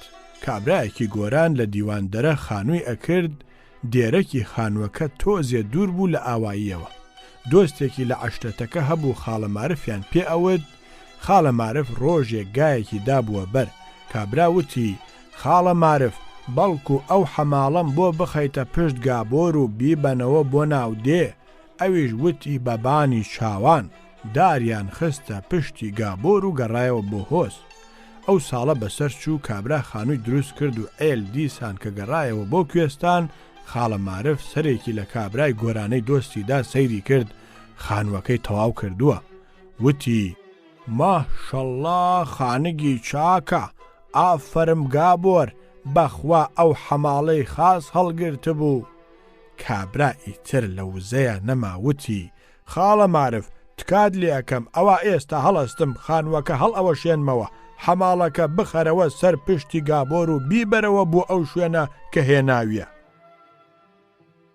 ساڵێک لەو سەرە کابرایەکی کورد حەمەوەیسی ناوبوو، ئەچێتە بەس. شەوێ میوانی ماڵێک ئەبێ، لە پاش ئەوە کە نووستن لە نیوە شەوە ئیشی سەرئاو تاوی ئەدا. هەڵ ئەستێ بچێتە دەرەوە سەیرەکە گەماڵێکی بۆر لەبەر دەرگا کەوتووە و دەستی کردە مڕەمڕ لێ. نەیوێرا بڕوا دەستی کرد بە خۆ هەڵگوشین کەڵکی نەبوو گوتاویدا. مناڵێکی ماڵەکە بوو لە ناو بێشکەدا بەدزیەوە چوو دەسترازەی مناڵەکەی کردەوە و مناڵی بەرز کردەوە و پڕ گۆزەڵەی ژێر مناڵەکەی کرد لە گوو. مناڵەکەی خستەوە شوێنی خۆی و دەسترازەکەی پێچایەوە و هاتەوە سەر جێگاکەی خۆی لێی نووست. بەیانی دایکی مناڵەکە کە مناڵی بەرز کردەوە نفوراتێکی چاوپێکەوت بانگی مێردەکەی کرد وتی پیاوەکە ئەمە چییە؟ ئەمە گووی ئەم مناڵە نییە و نازانن مەسەلەش چییە؟ بە هەر جۆر بوو دەنگیان نەکرد. شەوی دوایی چەشنی کارەسات ڕوویدایەوە بەڵام گەلێ خراپتر لە دوێنێ شەو. ژنە و پیاوەکە کەوتنە مقۆمقۆ لە بەینی خۆیانە. کابرای میوان گوێی لێ بوو هەڵیدایە وتی برا ئەوەی پێ ناوێ تا ئێوە خاوەنی ئەو گەماڵە بوارەون مناڵەکەتان گووی لەوە پتەوتریژەکە. قانەعی شاعر وتی ساڵێک لەو ناوجافە مەلا بووم وتیان مامۆستا وەعزمان بۆ بێژە. وتم برا بە کوردی یا بە عەرەبی؟ وتیان براوە کوردی. ئێمە چوزانین عەرەبی. وتی منیش کتێبم نایە بەردەستم چاوم کەس بوو عینەکەکەم خستە بەرچاوم و گەروم پاک کردەوە و وتم دێڵە سەگی کوڕی باوکی کانیەکەی هەرات ئەفەرموێ. هەر ئەمەم وتیان مامۆستا ئەوە ئێژی چی؟ وتم برا وەعزتان بۆ ئێژم. وتیان کوچکت لێوارێ کەی وەعز وا ئەوێ. وتم برا ئاخر ئێوە ئەڵێن بە کوردی من لە باتی ئەوە کە نووسراوە و ئەڵێ مەعاویە ئەبنی ئەبی سوفیان ئەڵێ من بە کوردی پێموتن وتیان کورە کوچکت لێوارێ خاز بێژە دەبێژە. وتم ڕێوی کوڕی چۆلەکە ئەفەرموێ. هاتم ئەوی تر تەواوکەم وتیان مردگت مریە ئەوە ئێژی چی؟ وتم برا من سرم سوڕماوە بەدەست ئێوەوە. ئێوە ئەڵێن بە کوردی لە کتێبەکەدا نووسراوە ثەعلەب ئیبن عەسفوور. من کردم بە کوردی. وتیان هاڵسە مەلا بڕۆ گاڵت وە پێچە وەو شێخ کەریمە ئیتر پیا نایەنی. وتی جوان و پوخت دەریان کردم. جارێک لە قەڵاتزێ لە ماڵێکدا بانگهێشتن ئەبێ و نان لەسەر سینی دا ئەنرێ. هەردوو کەس لەسەر سینیەک ئەبن. شێخ حوسێنی بوسکێن و کاکە سووری کۆیی پێکەوە لەسەر سینیەک ئەبن گۆشتێکی چەور و قەڵە و بەسەر دەوری برنجەوە ئەبێ. کاکە سوور بە قسە شێخ حوسێن خەریک ئەکا و خۆی تەنگ بە گۆشتەکە هەڵ ئەچنێ. خدر ئاغای پشدەریش لەسەر سینیەکی تر ئەبێ لا نزیکیانەوە. سەیریان ئەکا و ئەزانێ ئەوە کاکە سوور بۆیە شێخ حوسێنی خەریک کردووە لەبەر گۆشتەکەیە. لایەک لە شێخ حوسێن ئەکاتەوە و ئەڵێ شێخ حوسێن تۆزیە تێی مڕێنە.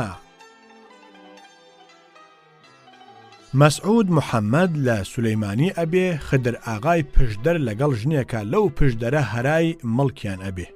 بەو ناوە کە مەسعود حاکمە لە سولەیمانی ئەچێتە لای ئەڵێ کاک مەسعود پیرەژنێکی قوڵتر بە هەردوو دەست هەردوو گونی من و سلێمانی برامی گرتووە.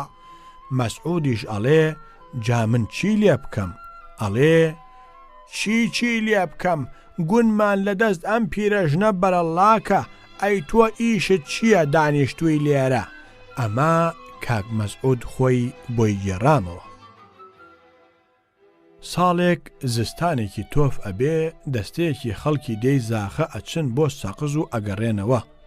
لەو کوێستانی ساراڵ و هۆبەتووە لێیان ئەکا بە کڕێوە و سەریان لێ تێک ئەچێ و سەرما کەسیرەیان ئەکا.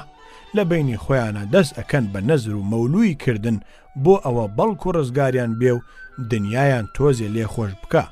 یەکێکیان گایەک ئەکا بە مەولو، یەکێکیان ئەڵێ ئەگەر ڕزگار بووین بەرانێک مەولوو بێ. بەم جۆرە هەر یەکە شتێک ئەکەن بە نەزر، یەکێکیان ئەمێنێتەوە هیچ شک نابا بیکا بە مەولوو ئەڵێ خوایە تۆ خۆت ئەزانی من هیچ شک نابم هەر فاتەی ژنم نەبێ، تەلاقێکی کەوتبێ لە ڕێگەی تۆدا هەر لەم کڕێوە سەرێک دەرکەین و نەمرین. مەلا فەتحوڵای هەرتەل لە گوندی بێتواتە ئەگەڕێتەوە بۆ گوندی هەرتەل لە ڕێگەدا تووشی شوانێک ئەبێ لێی ئەپرسێ مام شوان پەزیە تا ئەچاندن ئەڵێ مامۆستا ئەپێنجن ئەڵێ ئەچەند مێنە ئەچەند نێرن ئەڵێ مامۆستا دوو ئەنێرن سێ ئەنێرن ئەڵێ مانارەی هەر نێر پێنجن ئەڵێ مامۆستا ئاخر من وەکو تۆ سەفیح نیمە ئینجا مامۆستا پێی ئەڵێ لە بکەت زمان کەوێ ئەرێ زارت لە زبانیدا نینە.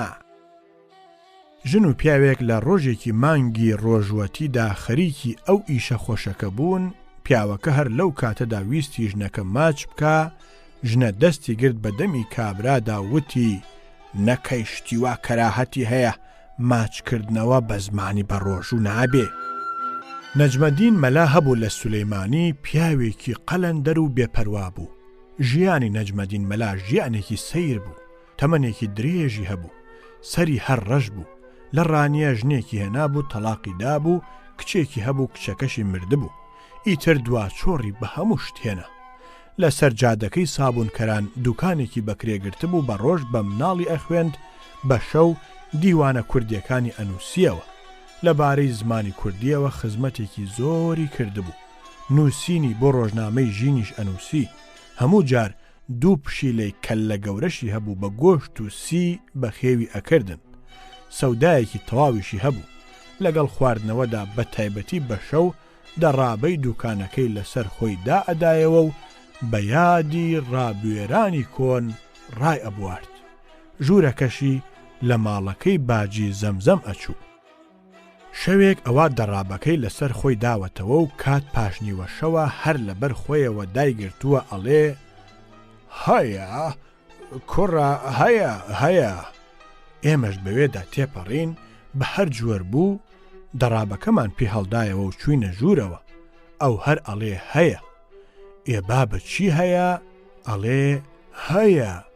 لە ئەنجامە بە هەر جوەر بوو پێمان دەربڕی و پێی وتین خوا هەیە خوا. ئەوە سەرخۆشیشە وتمان چۆن؟ وتی خوا هەیە بەڵام ئیشەکانی قۆڕە. لەمە سەرمان سوڕمە وتمان بۆمان بڵێ ئەمە چۆنە؟ وتی بۆ نمونە من برسیمە 4 پوڵم هەبوو نانێک بە 5 پوڵە ئەوە تا نانەوە خانەکەش بەرامبەرمە. پوڵێکی ترم نەبوو نانێکی پێ بکڕم. نانەوە خانەکە هەڵی گرت. هەر کە نانەوە خانەکە هەڵی گرت 2 دیناریان بۆ هێنام ئەوەش 2 دینارەکەیە بەڵام ئێستا نان نییە. ئەمجا گەڕایەوە سەر هەیەکەی خۆی. ئیتر ئێمەش چوین بەو شەوە نانمان بۆ هێنا و تێری خوارد. وتمان ئەمجا ئیتر زیاتر بڵێ هەیە. بلەی عاسە هەبوو لە سولەیمانی لە لای زێوەری شاعیر ئەیخوێند گەلێ مناڵی تریش هەبوو. هەر کە زێوەرەفەنی ئەچووە ژووری پۆلەکەوە بلە دەستی ئەکرد بە گریان و دەستی بەرز ئەکردەوە و دەستی ئەکرد بە پاڕانەوە. زێوەر ئەفەنیش ئەیوت سەگجەسن من هێشتا هیچم لێ نەکردووی هیچم لێ نەپرسێوی لێم نەداوی بۆچی وا ئەکەویتە پاڕانەوە و گریان؟ ئەویش ئەیوت ئەفەنی ئەگەر لێم بدەی زۆرترە گریم. ناچار وازی لێ ئەهێنا. حاجی ئەمینی کاکە حەمە گێڕایەوە وتی زوو جوولەکەیەک هەبوو خواجە شەلەمۆی ناوبوو دراوسێ دوکان بووین لە خانەکەی ئێمەدا. ئەویش تاجر بوو بەڵام وەکو مناڵی بەردەستمان وابوو هەر ئیشێکمان ئەبوو هەر بەومان ئەکرد. بە تایبەتی من هیچ لە قسەم دەرنەئەچوو. تجارت لەگەڵ مووسڵ و بەغدادا ئەکرا کە خواجە شەلەمۆ ئەچوو بۆ یەکێک لەو شوێنانە دراوسێ دوکانەکان لێی کۆ ئەبوونەوە ئەو ئەیوت خواجە ئەو 100 لیرەیەم بۆ بدە بە فڵان کەس ئەو ئەیوت ئەو 500 مەجیدیەم بۆ بدە بە فڵان تیجاری بەغدا. ئێجگار لەگەڵ منە زۆر ڕێک بوو. تەنانەت وەختی وا ئەبوو میوانێک ئەهات بۆ حوجرە و کەس بەدەستەوە نەبوو پێم ئەوت خواجە شەلەمۆ تو خوا بە زەحمەتی مەزانە بانگی چایەک بکە یا تۆزی ئاو بێنە. ئەویش خوا حەقە هیچ درێغی نەئەکرد و هەروەکو مناڵی بەردەستم لە بەردەستمە هەڵ ئەسووڕە. ئیتر بە درێژی عمرمان ئەمە حاڵمان بوو. ساڵێک بارخانەمان بار کرد و چوون بۆ رووسیا چوینە وارشەو خواجە شەلەمۆیشمان هەر لەگەڵایە و ئەویش تجارێکە وەکو ئێمە و بگرە زیاتریش ڕۆژێک لە وارشەو احتیاجی ئاوم بوو وتم تو خواجە شەلەمۆ بە زەحمەتی مەزانە مەسینەیەک ئاوم بۆ پڕکە ئەمەوێت دەست نوێژێ بشوەرمەوە ئەوەندەم زانی خواجە شەلەمۆ هەردوو چاوی سوور بووەوە وتی وەیس با قسەی زیاد مەکە چاوت بکەرەوە ئێرەش سولەیمانی نییە هەر قسەی زیاد بکەی ئێرە وارشە و رووسایە پیاوی وام هەیە لێرە هەر کێری دوو ئەوەندەی ملی تۆ ئەستورە مەسینەم بۆ پڕکە وا ئەزانێ ئێرەش سولەیمانیە وتی وەڵڵا کە ئەمەی وت ئیتر منیش هیچم پێ نەما مامۆستا مەلاکەریمی بیارە ساڵێک لە بیارەوە بەڕێ ئەکەوێ بۆ ئەو دەوری تەکیەی لای خورماڵە لە شارەزور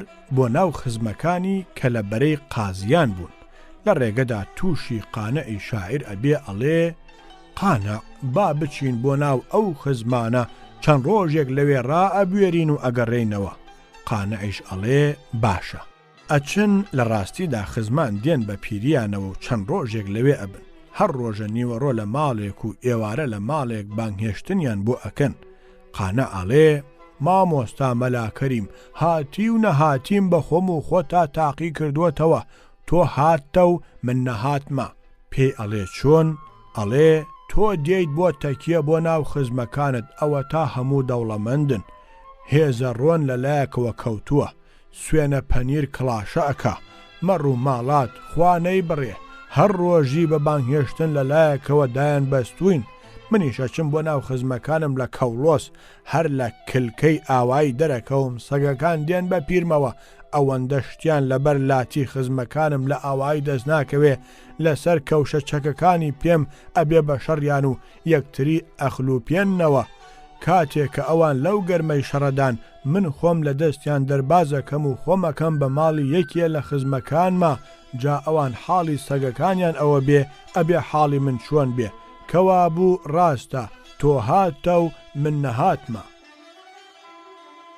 ساڵێک لە سولەیمانی ئەویسترا زمانی کوردی دابنرێ لە شوێنی ئەو وشە عەرەبیانە کە بڵاو بووەتەوە هەندێ لە گەنجە خوێن گەرمە کوردی زانەکان لە باتی وشەی شورتەی مرور وشەی حەیتەی ڕەپی ماخۆلانیان بۆ دانابوو مەلا شەفیع ئامۆژگاری حاجی برایم ئاغای ئەنبار ئەکا و پێ ئەڵێ حاجی ئاغا تۆ ئێستا حەجت کردووە و نوێژ و ڕۆژوت هەیە و قورئان و دەلایی لە خوێنی مەعنای وایە بوویت بە پیاوێکی چاکی لە خوا ترس ئیتر کەواتە جەریمە و شتەی ڕەعیەتەکان مەکە و ماڵ و موڵکیان بە زۆر لێ زەوت مەکە حرامە لەم ئاخری عومرەوە ئیتر خۆت لە حرام خواردن بپارێزە حاجی برایم ئاغاش ئەوە گوێی بۆ ڕاگرتووە و دڵی داوە بە قسەکانی و سەری داخستووە پاشان سەر بەرز ئەکاتەوە و ئەڵێ هەی مەلا شەفیع تۆ بۆچی 2 ساڵ لەمەوە پێش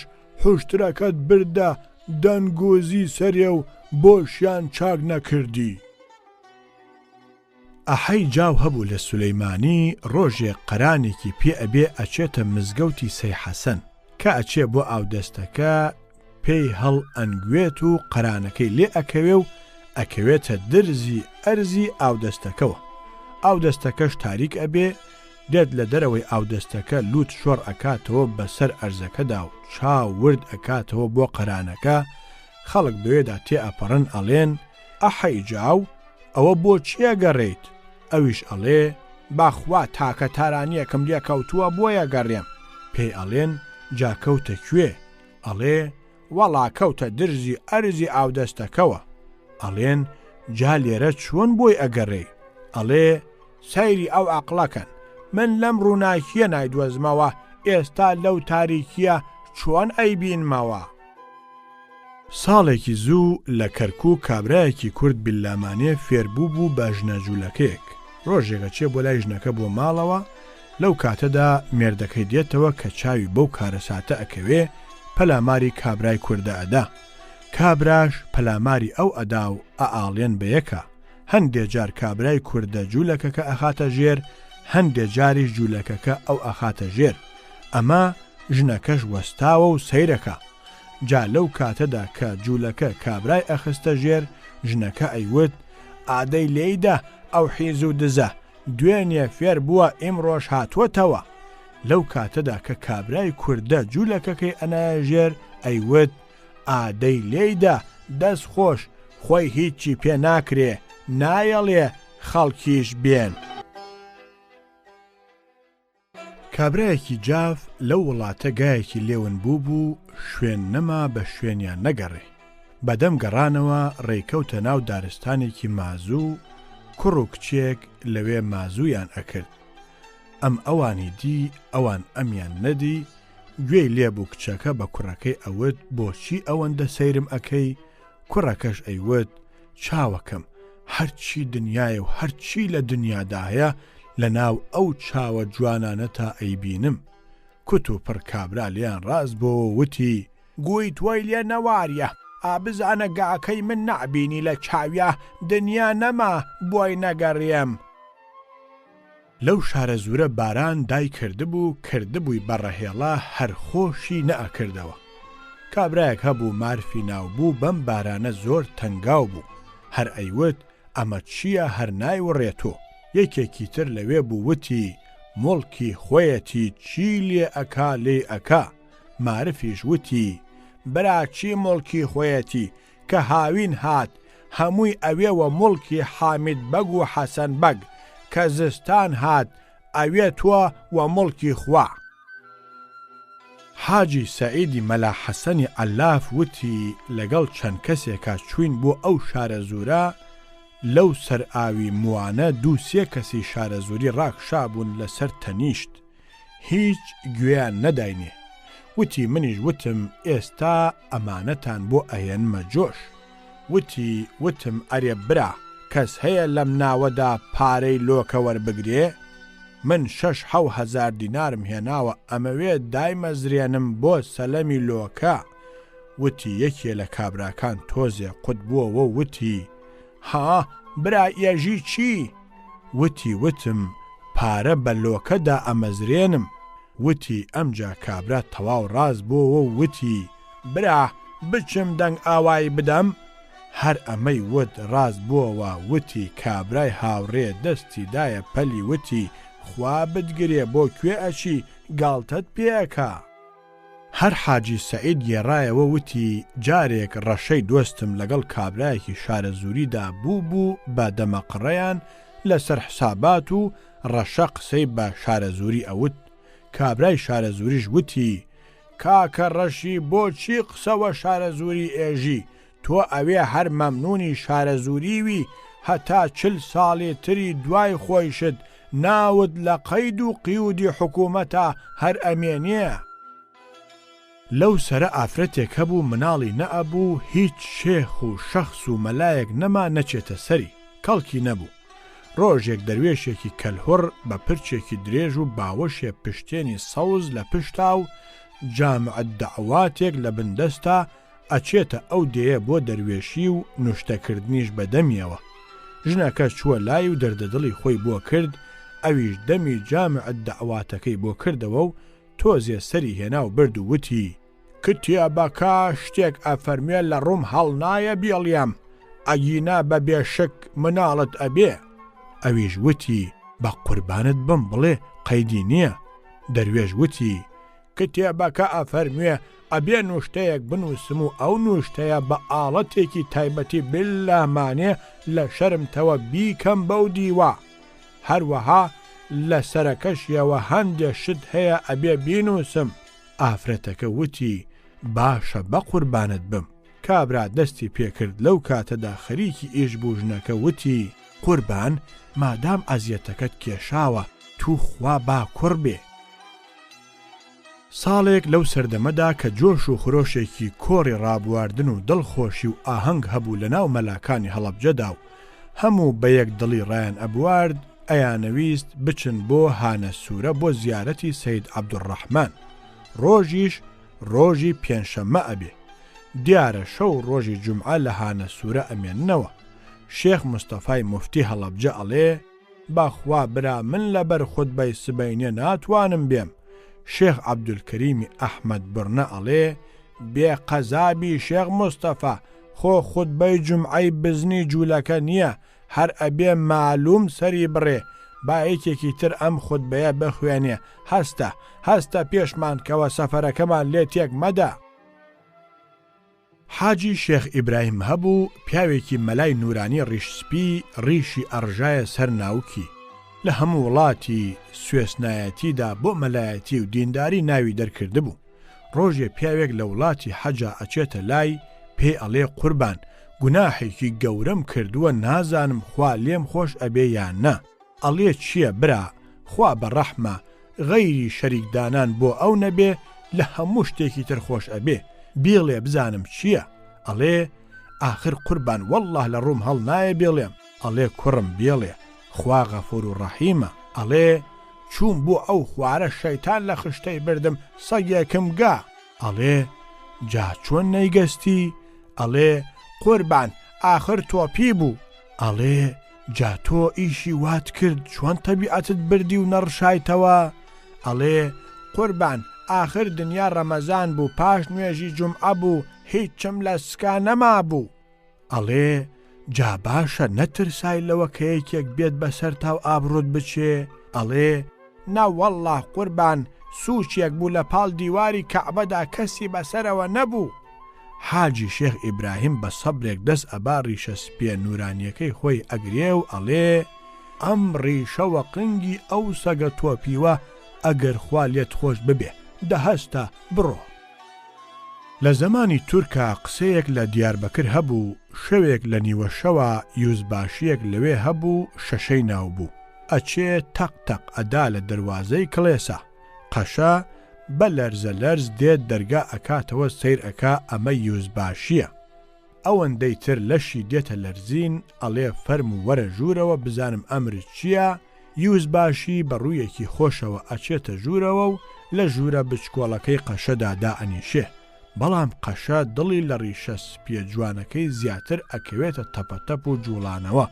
یوزباشی ئەڵێ هیچ دڵ لە دڵ مەدە تۆ پیاوێکی ناوبانگی چاکت لەم شارەدا بڵاو بووەتەوە کارە ساتێک ڕوویدا من هەرچەندە سەردێنم و سەر ئەبەم خەبەرت بدەمێ و نابێت دەستیش بنێ بەڕوومەوە چونکە لێرەدا کاروباری گشتی وڵاتەکە وا پێویست ئەکا. قەشەی بەسە زمان ئەوەندەی تر ناوکی ئەکەوێ و ئەڵێ فەرموو چی بێ بە من بکرێ و من درێغی بکەم فەرموو بڵێ. یوزباشی ئەڵێ دوێنێ قازی ئەم شارە ئەمری خوای کرد ئێستا من لە تۆ چاکتر نابینم والی دۆستمە ئەچمە لای فەرمانت لە ئەستەمبوڵەوە بۆ وەرگێ بۆ ئەوە ببی بە قازی ئەم شارە. قەشە هەروە واقی وڕ ئەمێنی ئەڵێ جەنابی یوزباشی من و قازیەتی مسلمانان کوجا مەرحەبا من لەکوێ و قازیەتی لەکوێ؟ یوزباشی ئەڵێ ئەم قسانە ناچێ بە گوێچکەمە ئەمە سوودی وڵاتەکەی تێدایە ئەگەر نەیکەی خەبەر ئەدەم بە والی و بە ئەستەمۆڵ کە تۆ لەم کڵێسەیەدا شەو ڕۆژ خەڵک کۆ ئەەکەیتەوە و بۆ زیانی خەلیفە ئیش ئەەکەی. قەشە دەستێکی ئەکەوێتە ئەملا و دەستێکی ئەکەوێتە ئەولا نازانێت چی بکا و چی بڵێ لە ئەنجامە چارناچار ڕازی ئەبێ. یوزباشی هەڵ ئەستێ لێ ئەدا ئەڕواتەوە لە پاش 2 ڕۆژ جوبە و مێزەرێک ئەخاتە ناو سینیەک و تۆمارێکی ئەخاتە پاڵ و قەیفەیەکی سەوز ئەدەن بەسەریا و ئەیخەنە سەرسەری زەلامێک بە شوێن ئەودا دەستەیەک تەپڵ و دەف لێ ئەدەن و زیکر ئەکەن.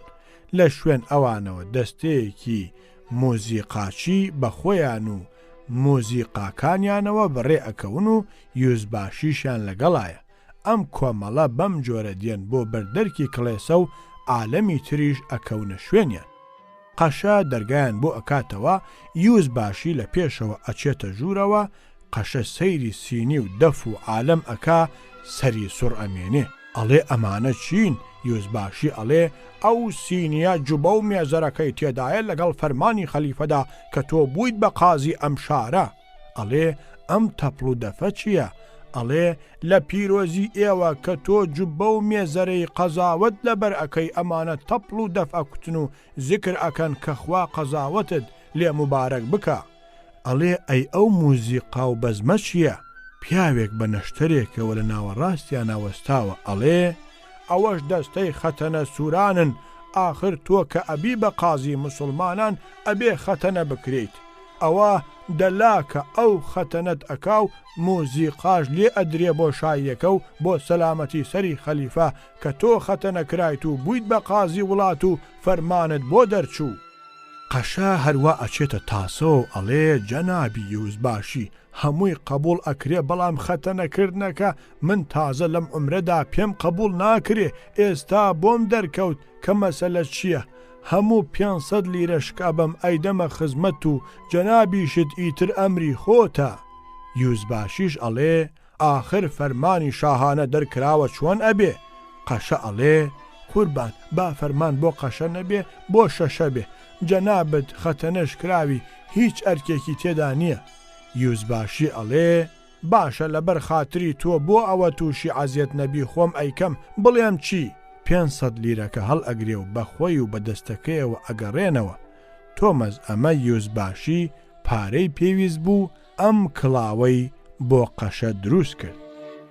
لە ئاوایی بانگۆل پیاوێک هەبوو سۆفی نادری ناوبوو، ژنێکی هەبوو باجی فاتەیان پیاوت. باجی فاتە هەموو جار ئەیوت سۆفی فیشەکێ بتەقێنە.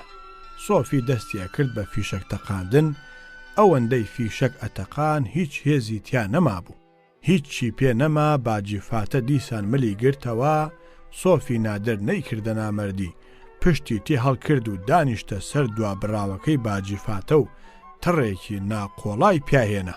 باجی فاتە وتی ئەوە چیت کرد؟ ئەویش پێی وت لە جێی گشت کەسم، فیشەک تەواو بوو، تەواو، تۆ پێکم تێگرت. کابرایەکی گولەکی گولەکە هەبوو لە پێنجوێن، کەڕ بوو، خەڵکی ناوێن نابوو گزگل. کوڕێکی هەبوو ئەویش هەر کەڕ بوو، خەڵکەکە لەبەر باوکی بەویشیان ئەوت سیچکە. ڕۆژێک کابرا هەندێک گۆشت ئەکڕێ و ئەیباتەوە بۆ ماڵەوە، لە ڕێگەدا تووشی کوڕەکەی ئەبێ پێ ئەڵێ ئەوە ئەچیتەوە بۆ ماڵەوە. کوڕەکەی ئەڵێ نەوەڵا ئەچمەوە بۆ ماڵەوە. کابرای باوکی ئەڵێ وامزانی ئەچیتەوە بۆ ماڵەوە ئەم گۆشتە بەریتەوە. کوڕە ئەڵێ ناوەڵا بابە ئەچمەوە بۆ ماڵ، دایکم وتی باوکت نەخۆشە کەوتووە لە ماڵەوە زوو وەرەوە. باوکی وتی دە باشە کە ناچێتەوە بۆ ماڵەوە، بچووە بۆ لای ناڵبەنەکە، من خۆم گۆشتەکە ئەبەمەوە. کوڕەکە وتی تۆ هەر تووڕە ئەبی، دایکم ڕەنگ بێ ئێستا تەلیسەکەی تەواو کردبێ ئەیهێنم. ئەحەی کوڕن و وتی جارێک خەوێکم دی نیوەی ڕاست بوو نیوەی درۆ. وتیان چۆن؟ وتی لە خەوما خەزنەیەکم دیوەتەوە و هەڵم گرتووە لەبەر گرانی و قورسی خەزنەکە خۆمم پیس کردووە، کە خەبەرم بووەوە بەڵێ ڕاست بوو، گوم کردبوو بە خۆمە، بەڵام هیچ خەزنە و مەزنە دیار نەبوو. ئەوە لە دیوەخانەکەی شێخ حەبیبی تاڵەبانی لە کەرکووک دانیشتوین. کۆڕ گەرم بوو، قسە هاتە سەر ئەوە کە نێربازی باشە یا خراپە.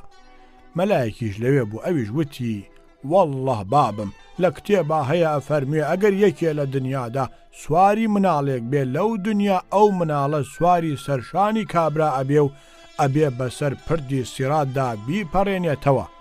شێخ قادری سیا مەنسووریش لە کۆڕەکە دانیشتبوو، وتی جا ئەگەر وابێ ئەبێ مامە شێخ حەبیبم لە کاتی پەڕینەوەدا بەسەر پردی سراتدا وەکو لۆری جەژنی لێ بێ. دوو کابرا لەو شار باژێرە بۆ شار ئەهاتن، یەکێکیان لە پێشەوە بوو هەردەمی ئەجوڵە. ئەوی کەیان پێی وت ئەوە چی ئەخۆی؟ وتی مێوژ. وتی دەبەشم بدە. وتی وەڵڵا مادەم کردتە ئەو کارە و داتە ئەو دارەتەنە ئەبێ بەشت نەدەم. وتی جابرا بۆچی چیم وتووە وا تۆڕە ئەبی؟ وتی چۆن چیم وتووە؟ تۆ چ ڕایە ئەوەت ئەکەوێ بە من بڵێ بەشم بدە؟ شێخ معرفی سەعاچی بۆی گێڕامەوە، وتی شێخ عەلی مەلا لە دێ چنارەی وارماوە هەبوو، خزمایەتی لەگەڵ ئێمەشا هەبوو، خەتێکی خۆشی جوانی هەبوو. سمایل نامەیەکی نووسی بووەوە، کەسی دەست نەکەوتبوو پیشانی بدا و ئافرینی بۆ بکە، نیشانی دایکی دابوو. دایکیشی ئەیگرێ بەدەستەوە زۆر بەدڵ سەیری ئەکاو ئەڵێ یاڕەبی ڕۆڵە دەستت خۆش بێ، چەند ڕێک و پێکە، ئەڵێ گوڵە تووتنە، پەنجەشی ئەکێشێ بۆ شوێنێکی و ئەڵێ بەڵام لەوێدا گەڵمتکێکی تایە. شێخ عەلی وتی کە سەیرم کرد لەو شوێنەدا ڕاست بوو، غەڵەتێک لە نووسینەکەدا هەبوو، گەڵمتک کەرسەکە. کابرایەک وتی ئیمڕۆ دەستی کابرایەکم چاک بڕی، وتیان ئەی بۆچی سەرت نەبڕی؟ وتی ئاخر سەری بڕابوو. پیاوێکم لابوو مام پیرداودی ناوبوو، ڕۆژێک قسە لە بەینی ژن و مێردەوە ئەکرا، ئەویش وتی بە خودای بابم ئەگەر ژن مێردی خۆی بوێ لە قنگی سەگی شابێ شتی لۆ هەڵ ئەگرێ. قانعی شاعر لە سولەیمانی کردبوویان بە مامۆستای حەبسخانە کە بچێ دەرسی دین و چاکەکردن بە حەبسەکان بڵێ و فکری خراپەکردن لەبارەی دینەوە لە سەریان لابە.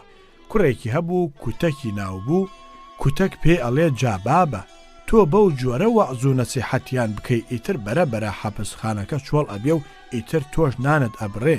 ئەویش پێ ئەڵێ ڕۆڵە خەمت نەبێ، وایان لێ ئەەکەم هەر لەگەڵ چوونە دەرەوە خێرا پیاوێک بکوژن و بگەڕێنەوە بۆ حەبسخانە. پەندی پیران لە قسەی گوێ ئاگردانی کوردانەیە ئەڵێ سەگ کە ئەکەوێتە زستان لەو کوێستانە زۆری سەرما ئەبێ، بەفر و کڕێوە وای لێ ئەکا هێزی ئەچنێ و شوێنێکی دەست ناکەوێت تایە ستەر بگرێ، ئەچێتە هەر لایە بەفر و باران و سەرمایە، لە ئاخرا لە پاڵ دیوارێکا شوێنێکی پیس ئەدۆزێتەوە و لێی ئەکەوێ، کلکی دێنێتەوە بە دەوری لمۆزیا و سەر ئەکا بەناوگەڵی خۆیان، لەلایەکەوە باران ئەیکوتێ، لەلایەکەوە کڕێوە ئەدا لە بینی تووکەکانی و ئەیشەکێنێتەوە بە کورتی ئەو حاڵەی ئەو هەیەتی مەگەر هەر ئەو بیبێ، لەوێ کە لێی کەوتووە خەیاڵ ئەیباتەوە و دەست ئەکا بە بێزووکردن و ئەڵێ ئەمە حاڵە من هەمە شەرت بێ ئەگەر کەوتمە هاوین هەرچی لەتک و پەتکی دنیاە کۆی کەمەوە بۆ زستان و لەم فەلاکەتە ڕزگارم ببێ. زستان بەسەر ئەچێ و ئەکەوێتە هاوین، وردە گەرما دێت و ئەبوژێتەوە، ئەکەوێتە چلەی هاوین و گەرما زۆری بۆ دێنێ، ئەمجا ئەسوڕێتەوە بە شوێن چڵکا و جۆگەڵاوی پیس و بۆگەنە بۆ ئەوەی خۆی تیا بگەوزێنێ و فێنکی ببێتەوە. سیر ئەکا ئەوەشی دەست ناکەوێ، بە پاڵ دیوارەکانە ئەڕوا وەیا لێ ئەکەوێ بستێ زمانی دەرئەکێشێ و پەیتا ئەیخاتەوە دەمی و دەری ئەکێشێتەوە. جا لەو وەختەدا کە ئەو زمان بازیە ئەکا ئەڵێ کورە لەتکی چی و پەتکی چی؟ دیسان هەر لە قسەی کوردانەیە ئەڵێ سەرەتا چەقەڵ لە ئاوەدانیدا بوو، سەگ لە چۆڵ و بیابان، سەگەکان یەکێکیان لێ نەخۆشکەوت، هەرچەندە خەریک بوون چاک نەبووەوە، ئاخری قسەیان هاتە سەر ئەوە بچن پەنا بەرنە بەر چەقەڵەکان، بەڵکو ئەوان بێنە دەرەوە و ئەمان بچنە ئاوەدانی، تەنیا بۆ ماوەی چەند ڕۆژێک هەر بۆ ئەوە ئەم سەگەیان نەختێ ئێسقان و وردەنانی دەستکەوێ بیخوا و چاک بێتەوە و پاشان هەر کامیان بچنەوە شوێنی خۆیان.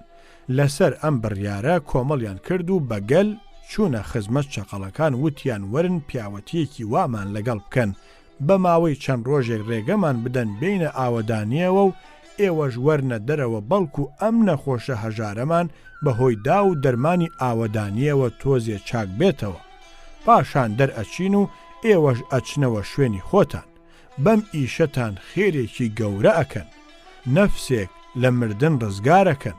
چەقەڵەکان ڕازی بوون و چوونە دەرەوە و ئەوانیش هاتنە ئاوەدانی. ماوەیەکی زۆری پێچوو سەگەکان کە خەز و بەزی ئاوەدانیان چاوپێکەوت دەرنەچوونەوە. چەقەڵەکان هاتن وتیان ئەوە بۆچی دەرناچن و ئێمە بینەوە شوێنەکەی خۆمان؟ ئەمانیش وتیان هێشتا نەخۆشەکەمان چاک نەبووەتەوە، لەمان قسە و لەوان قسە، ئیتر لەو وەختەوە هەموو شەوێک چەقەڵەکان دێنە ڕۆخی ئاوەدانی دەست ئەکەن بە لورە لور و ئەڵێن نەخۆشەکەتان چاک نەبووەتەوە. سەگەکانیش دەست ئەکەن بە حەپەحەپ و ئەڵێن حەو ڕۆژی تر، حەو ڕۆژی تر. ئەڵێ بە مشکیان وت تۆ جانەوەرێکیت هاوتات نییە لە ئازاییدا، جەواڵ ئەدڕی، دار کون ئەکەی، زەوی هەڵ ئەدڕی، ئەمانە هەموو بۆ تۆزیە ڕزقی قوزەڵ قورد کە بەردەستت کەوێ. ئێستا ئەمانە هیچی مەکە، ئەها ئەو پشیلەیە کە چاوت لێیە دوو بست لێتەوە دوور نییە بچوە مویەک لە سمێڵی بکەرەوە و ئەمە 7 بار گەنمە لە کرێیە بۆ خۆت وەری بگرە تا ماویت پێوە ئەژیت و ئیتر بۆ کوێرەوەری ژیان تووشی هیچ دەردی سەریەکی تر نابی. مشکەکە تۆزی ڕاما و پاشان سەری بەرز کردەوە و وتی بەڕاستی کرێیەکە کرێی چاکە بەڵام ڕێگاکەی زۆر بڤەیە. لە قسەی کوردانەیە ئەڵێ ڕێویەکی کوێستان تووشی ڕێویەکی گەرمیان بوو لی پرسی ئەوە تۆ لەو گەرمیانە چی ئەخۆی؟ وتی مۆز ئەخۆم، پرتەقاڵ ئەخۆم، خورما ئەخۆم، نارنج ئەخۆم، هەر شتێک خۆش بێ ئەوە ئەخۆم. ئەمجا ڕێوی گەرمیان لە هی کوێستانی پرسی ئەی تۆ لەو وڵاتەی لای خۆتان چی ئەخۆی؟ ئەویش وتی ئاگاد لێ نییە من شەکرە، اینجا شەکرە، شەکرە، شەکرە، شەکرە بەڕوو ئەخۆم. ئەڵێ ڕێوی گەرمیان ئاو زاییە دەمی و لە تاوانە سوێی بووەوە و مردار بووەوە. پادشایەک تووشی نەخۆشی بوو بە هیچ شتێک چار نەئەکرا. لە ئەنجامە پیان وت کراسی پیاوێکی بەختیار لە بەرکەی لە نەخۆشیەکەت ڕزگارت ئەبێ. ئەویش هەستا کەوتە وڵاتان بۆ دۆزینەوەی پیاوێکی بەختیار. هەر دەستی ناکەوت هەتا ڕۆژێک لە دەشتێکە سەیرەکە و کابرایەکی شوان لەسەر شاخێک بەلای مەڕەکانیەوە دانیشتووە. گاڵۆکەکەی کردووە بە مەچەکیا و بلوێر لێ ئەدا بۆ مەڕەکانی. دنیای بەلاوە وەکو کاو باوایە. پادشاوتی بەختیار ئەگەر ببێ ئەمەیە. هەستا چوو بەلایەوە لێی پرسی مامەی شوان کەس شک ئەبەی لە خۆت بەختیارتر و کامەرانتر بێ؟ وتی ئەگەر بەختیار هەبێ هەر منم. وتی کەواتە کراسەکەتم بەرێ لە بەری کەم. وتی جا ئەگەر کراسم هەبوایە لەکوێ بەختیار ئەبوو؟ کابرایەک لەو دەشتە سەیری کرد وا کەل لەسەرێک کەوتووە و هەر هەڵ ئەخاتەوە ئەڵێ ئەگەر زمان بوەستێ سەر سەلامەتە. ئەمەی بەلاوە زۆر سەیر بوو کە گەڕایەوە ناو شار وتی کوڕینە من ئەمڕۆ لەو دەشتە شتێکی سەیرم چاوپێکەوت. تەماشا ئەکەم کەل لەسەرێکی بێلەشی ئادەمیزاد هەر هەڵ ئەخاتەوە و ئەڵێ ئەگەر زمان بوەستێ سەر سەلامەتە. وتیان کوڕە شتی وا چۆن ئەبێ؟ خەبەر گەیشت بە پادشا و پادشا ناردی بە شوێنیا و لێی پرسی کابرا لای ئەویش بەو جۆرە گێڕایەوە. پادشا وتی ئەگەر وا نەبوو چۆن؟ وتی ئەوە کەل لەسەرەکە لەو دەشتە کەوتووە با بچین ئەگەر وا نەبوو لەسرم بدە. پیاوی خستە تەکی و چوون کە ڕۆیشتن سەیرەکەن بەڵێ کەل لەسەرێکی ئادەمیزاد بەبێ لەشکەوتووە بەڵام قسە و شتە ناکە. ئەمجا لە کابرا ئاڵان وتیان خاوەنی ئەم سەرە تۆ کوشتوتە ئەبێ بتکوژینەوە لە باتی. هەرچەندە هاواری کرد هیچ دادێکی نەگەیان. بە فەرمانی پادشا دایان لەسەری کابرا و سەریان پەڕان. پاش ئەوە کە کابرایان سەر بڕی کەل لەسەرەکە کەوتەوە هەڵخستنەوە دەستی پێکردەوە ئەگەر زمان بوەستێ سەر سەلامەتە. لە نەزانیان پرسی کەس و کار و عەشیرەتت کێیە؟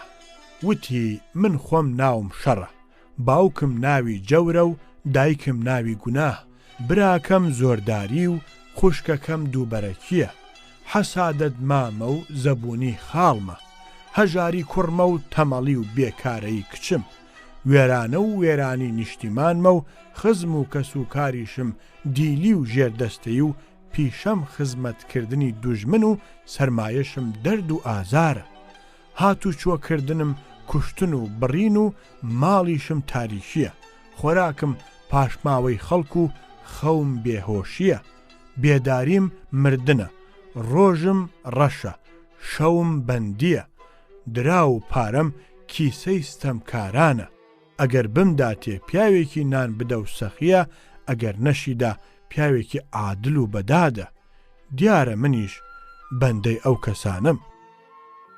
ئەڵێ ساڵێک لە قرژاڵیان پرسی ئەوە تۆ چۆن دوو سەر و چوار چاو و دوو دەمت هەیە؟